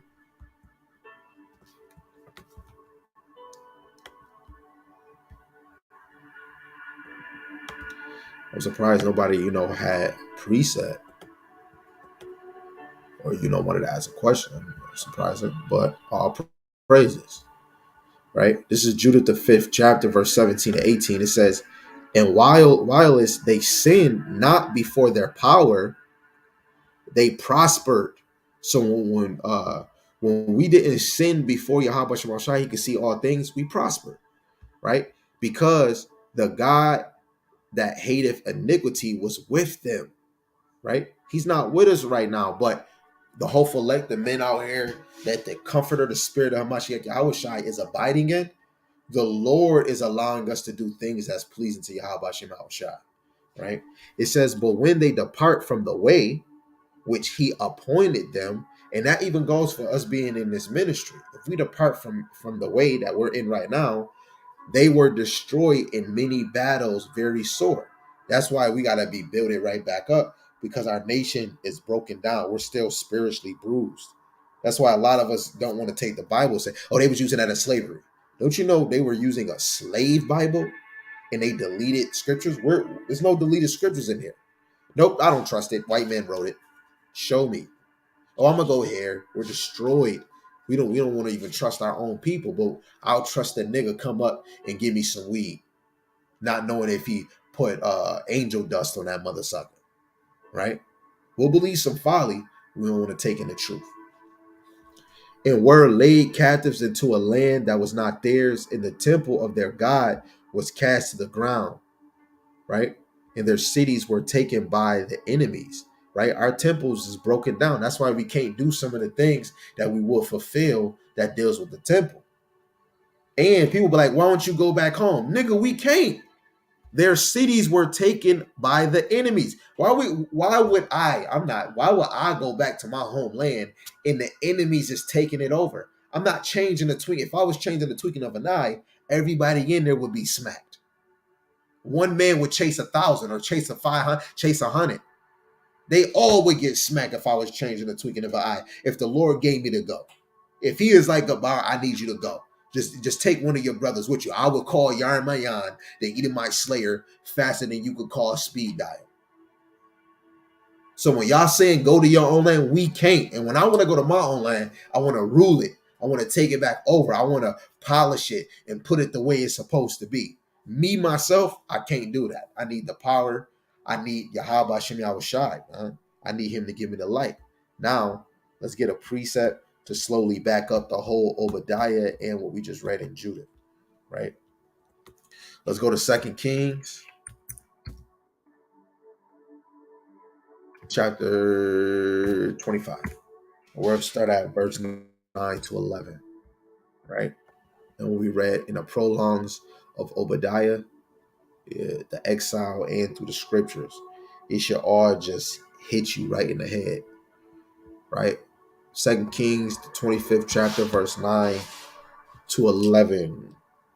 And it reads, and he burnt the house of Yahweh, right? Nope, I gotta go up so y'all can know who we talking about, right? In the 5th month, on the 7th day of the month, which is the 19th year of King Nebuchadnezzar of Babylon. So this is going into the Babylon exile. Came Nimazaradan,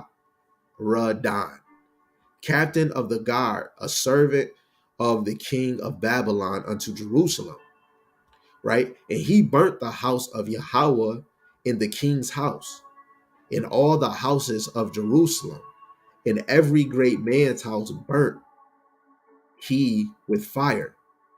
And all the armies of the Chaldeans that were with the captain of the guard break down the walls of Jerusalem round about. Now, the rest of the people that were left in the city, right? What we said in Obadiah and in the prologues of Obadiah, the fugitives that fell away to the king of Babylon with the remnant of the multitude, did Nimazaradan, the captain of the guard, carry away. Right? They carried away, took them to Babylon. Right? And what else? What? Esau freaking was helping them. Oh, you forgot one. Right? Let's go back. Judah 5 and 21, after what we just read. Right? You see this one. It says, if they sin against their God, let us consider that this shall be their ruin. Let's go up, and we shall overcome them. We just read that in 2 Kings, the 25th chapter. We read that in Obadiah, and we read that in Obadiah, the prologues, right? Verse 21. But if there be no iniquity in their nation, now that could be back then, but let's talk about right now. Our nation is growing away from that the doubles in sin, right? We're trying to walk away from iniquity, right? Let my Lord now pass by, lest their Lord defend them, right? All these elites, the elites. I'm not gonna say it's just one man ruling the world. No, it's elites that's ruling the world, right? Esau is a nation, and they have a whole group of some wicked ass rulers in their nation, right? Lest their Lord defend them, right? And this right here shows you, lest their Lord defend them. Oh, if they Lord defend them, that's why each captivity rulership that Esau ever had, he got worse and worse, from Greek to Roman and to America. And then start in America, in the middle of America, and then get into the 2000, he started waxing worse and worse. And right now they're coming up with bombs, and even other countries of Esau that's not of America are making bombs just to face towards this way. And their God before them, and we become a reproach before all the world. This is a very miserable scripture for our adversaries. Clap, clap, bravo. I cannot freaking wait. Let's go to this other one, right? Let's go to this other one. Because out of everything that I just said, everything that we read out of the scriptures, right, that we want to make sure that we striving for this truth, man. Just because I know this and just say, yes, they're going to die. Yo, I could probably be getting hit by one of those nukes and I get risen back up again. I might be reborn in the kingdom again, right? So, Sirach 4:28, strive for the truth until death, for Yahweh shall fight for thee. Let's strive for the truth so that when these nukes happen, when Jacob trouble, all the spiritual work that you've done, you're not saying, oh man, all this work I done, the Lord is already keep account. You don't have to keep count. Just do things that's pleasing him. And when that time comes, the Lord is going to fight. Some of us is not going to even taste death. Man, I got my mind, hey, Lord willing, I don't taste death. But guess what? I deserve it. I damn sure deserve it. But if the Lord allowed me not to taste death, that means right now I got a chance to double up just for Yahweh Shema Shai. Right? We got a few more. We out. We're going to go right back to the Obadiah. We're going to read verse 7 and 8.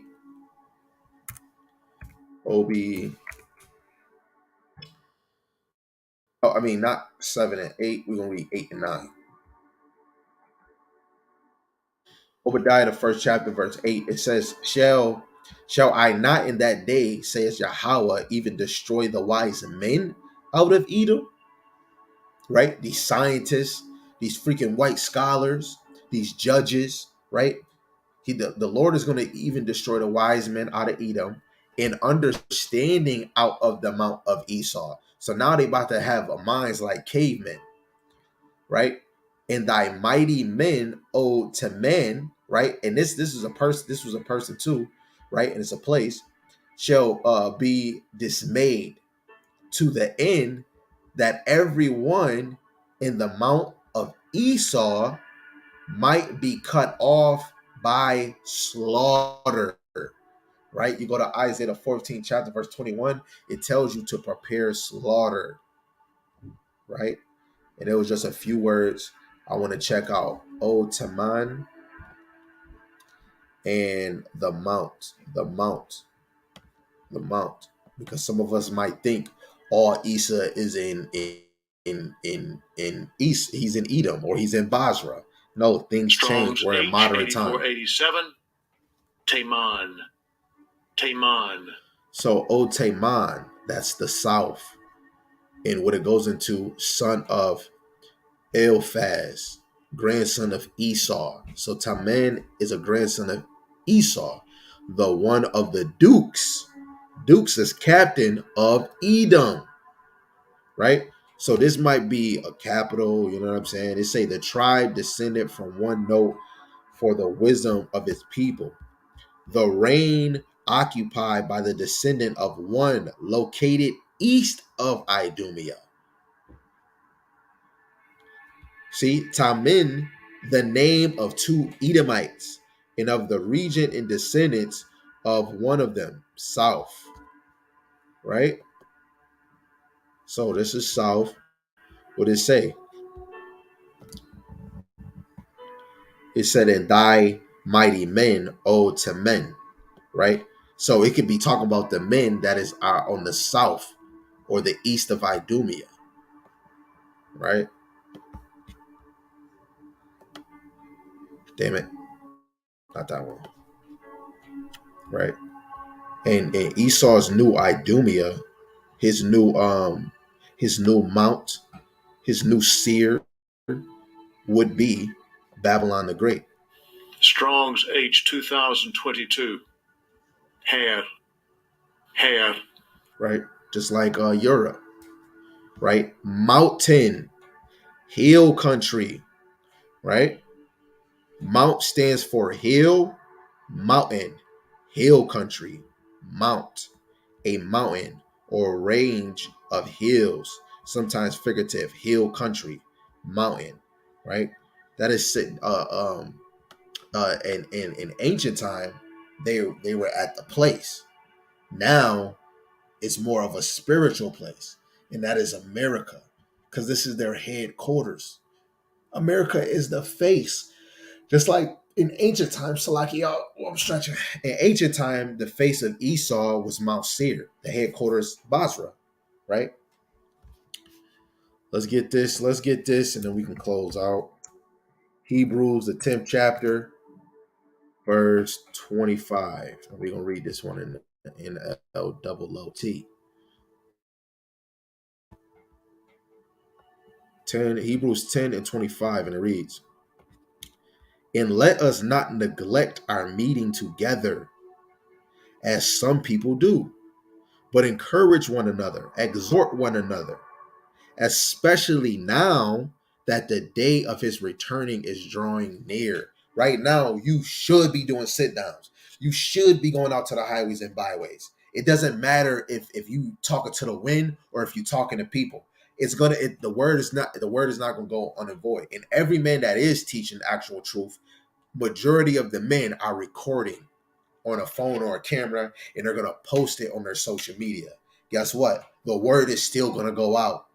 So Lord willing, if the Lord allow me to go out and teach for a good 40 or 30 minutes, when I'm done, regardless if I send it, I'm gonna go live on YouTube again, or if I go live on Facebook, right? Uh, it's still gonna send to where it's gonna send, because this YouTube is worldwide, it's national. Facebook, it can go as far too, but it's gonna have restrictions, because you can only have a maximum of 5,000 people you follow that you're friends with, and then you can have followers on the side that you can't even see, right? So I have like 9,400 followers, and I have like 4,900 actual friends on the book. So soon as I drop that, I don't see every friend on my social media on my timeline. So as soon as I drop a video, the Lord is going to send it. If you look at the video, if you heart the video, you actually sit there and watch, the Lord did that. Men's going is of the Lord. You didn't put yourself in a predicament of like, man, let me hear what this nigga got to say. You might think that, but no man should ever think himself to be something when he's nothing. The Lord directs your steps. So he directed you to see that lesson. So I'm going to just read this one, and then we're going to close out, right? And I mean it. I know me. I'll say I'm done, and another scripture will come up. So, Lord willing, through the Spirit, another precept do not pop up. So Genesis 27 and 41, it tells you, right? I know a lot of us, read this chapter. It says, "And Esau hated Jacob because of the blessing wherewith his father blessed him." I really brought that out so you can ponder it. There's no freaking way Esau is going to make a charagma, and promote it, and then it actually come to tuition. This nigga is purposely, he's living the actual Bible. And they the same ones that would say the Bible is not real, God is not real. But you're walking the same way the Bible say you're going to do, right? He's making nukes. He's not only thinking about all these other nations. Esau is thinking about, hey, whoever I kill on that side, I hope I kill some niggas too. If Esau can have it his way, like Burger King, that man would want us to be in slavery until his great child is ruling, and then still be ruling, right? And we're the descendants. Jacob is not here. I mean, Jacob through the spirit, he probably is on the earth again in a new body. But Jacob is really about Jacob's descendants. So Esau is taking all his hatred on his descendants because Jacob finito. Even if you kill him, his descendants is here. So Esau has a red eye towards the descendants of Jacob because we're going to inherit the inheritance because we don't. Esau. That's how you know Esau's stupid. But the Lord allowed him to be that way. The birthright is so important. If you are the firstborn, you get the double inheritance. This nigga said, "Man, what I'm gonna do with a birthright? Man, I'm hungry." And at that time, you have to make great decisions. So your birthright for food would be a terrible decision. You have a birthright, and then somebody offer you 100 million. I'm still gonna tell you that 100 million is still not the best decision. Even though that 100 million, you can go buy this, boom, boom, boom, and then it goes down. But your heritage would never go down. That's your heritage. And if you keep it, you fuck it up. You fucked it up. But if you, every time somebody get a heritage, they either double up what their father gave. And the heritage is not money and just riches. They was getting gold. They was getting silver. They had cattle. They had land. They had crop. That's riches when you got cattle, when you got crop. We about to do Passover. Half of us, it's a good handful. Even the ones that's bragging, hey, look, I got cattle, I got sheep, I got goats. I'm happy for you, my brother. But we're in a place where we all don't have that benefit of getting a firstborn with no blemishes. That's why the Lord said, rehearse the righteous act. So we got to do the best that we can, right? In the circumstances that we got. You know what I'm saying? Might not be able to get a firstborn one out the blemishes. I don't know, but I know this is lamb.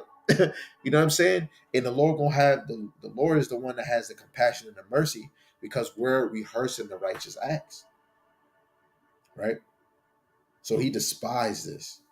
And Esau said in his heart, in his mind, and we already know Jeremiah 17:10, the Lord searched the heart and he tries the rein and he gives according to every man by his ways, right? It says the days of mourning, lament, for my father are at hand. Then will I slay my brother Jacob. You want to slay his brother Jacob because of the birthright, because of the blessing. But even if he killed Jacob, you have to know in your mind, Jacob didn't have descendants yet. So Esau wanted to kill Jacob because that birthright, Jacob died, that inheritance go to his children. So now he couldn't kill Jacob. And the same time you read in Obadiah, we get exiled of our land. Hey, Jacob is not even here no more. So Esau shows he still have a hatred for Jacob through his descendants because the descendants got the inheritance, right? And that's beautiful. That's beautiful, man. And I'm just saying this is a time to know it's going to be a miserable day for Israel. Wait up. You see this? I said that was my last one. See, I know I'm a carnal man through this flesh, but through the spirit, you can't deny when the spirit wants you to bring out something else, right? And we talk about him being miserable. You go to Wisdom of Solomon, the 5th chapter, the 2nd verse. They were amazed by the strangeness of his salvation. They're going to be miserable, right? Their mouth, they're going to drop, right? And they're going to be miserable when this happened. 1 Corinthians, the 15th chapter, verse 51. Behold, I show you a mystery. We shall not all sleep, right? Like my brother Yan Mayan always say, we all won't taste death, right? We shall all not sleep. When you die, you sleeping. We all will not taste death, but we shall be changed. So even the ones that probably did die in the name of Yahweh Shemashai and the ones that didn't, all of y'all gonna be changed. In a moment, in the twinkling of an eye, at the last trump, for the trumpet shall sound, and the dead shall rise incorruptible, and we shall be changed. For this corruptible must put on incorruption, and this mortal must put on immortality. I want to become what they call it, Super Saiyan. I want to be a Super Saiyan like my father. I want to be a Super Saiyan. They're gonna be miserable in this day. We're gonna be miserable, man. I love y'all to the moon and never back. Lord willing, this was edifying. I wouldn't really know. I wouldn't really know if it was edifying or not. Uh, but I know it was edifying to me when I was getting the lesson ready and I had to read scriptures, right, to make sure edifying to me. So for all my brothers and sisters, that's trying to do better for Yahweh Shema Shai, I appreciate you to endure in this ministry, right? I hope that brothers and sisters calm down on emotions and feelings in this book chapter verse, right? I am not better than you, and you damn sure are not better than me. To feed the flock, and if it comes sometimes that it might seem like I'm talking about you or somebody, man, I don't do a lesson to only talk about one person or two or all Israel, because we all deal with something in our lives that somebody else could be dealing with. So never think that you better than somebody else and oh, he just made a whole video. If it goes on YouTube and Facebook, that means it's for the world to see it and to make sure that they don't go in that same situation. Scriptures is a two-edged sword, and sometimes I get hit, right? And I want brothers and sisters to be motivated when scriptures coming out, especially when you see it. And say like, oh, this person talk. Guess what? That means the scriptures is going where they have to go, right? But I don't come in this to make anybody feel good, and I don't come in this to take people from the word or make myself feel like I'm better than them. But I'm gonna tell you who we are better than is other 17 nations, right? Man and woman and child. So, not from my words, the words of Yahweh Shema and hearken to the prophets or the teachers that he bring forth, right? But guess what? You're gonna know by the if you can sit there and watch them in your spirit, like, I like this. But if your spirit is not there, that might not mean that brother can be. He's not might not be fleeing the flock. It's just you try the spirit, and guess what? Though his vibe, his energy is not connecting. That's fine. It's fine, right? But you need to make sure you get in that word, receive the word, right? I didn't read all day. I was watching videos. So now after I get done, even if I go out and try to bring out the word for 30 minutes, um, I still will have to go in here and read the chapter just to get that motivation, just to put that spirit upon me, because I believe these scriptures is real.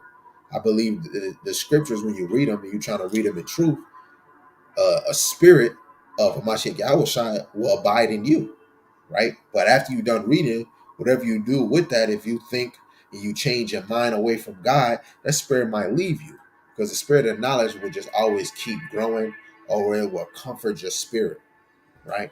So with that, it's your brother Adar Gabar. If I could do it, you could do it. If you could do it, I damn sure could do it. Death to time. We never early. He is always on time. Get it right, get it tight. Get it right and get your precepts tight, right? Don't be them brothers. Don't be a brother or sister at the end saying, I wish I coulda, shoulda, woulda, coulda. Right? So call Allah Yahweh by Shem Yahweh Shai by Yahweh is the most high. Yahweh Shai is who the world and he calls Jesus the Christ. Definitely double honors for the elders that have been paving the way, teaching the essential milk, the parables, the dark saying, and bringing forth the Lord's prophecy, pushing 100% of the Lord's doctrine to the best of their ability. You know what time we on. To the elders, you know what I'm saying, and even more from elder to higher on down to the soldiers, the captains, the bishops, the deacons, right? Whatever role you playing, man. All praise to the Lord, Lord willing, He can continue to let your flame shine because the Lord is allowing you to be watched, right? So with that, shalom.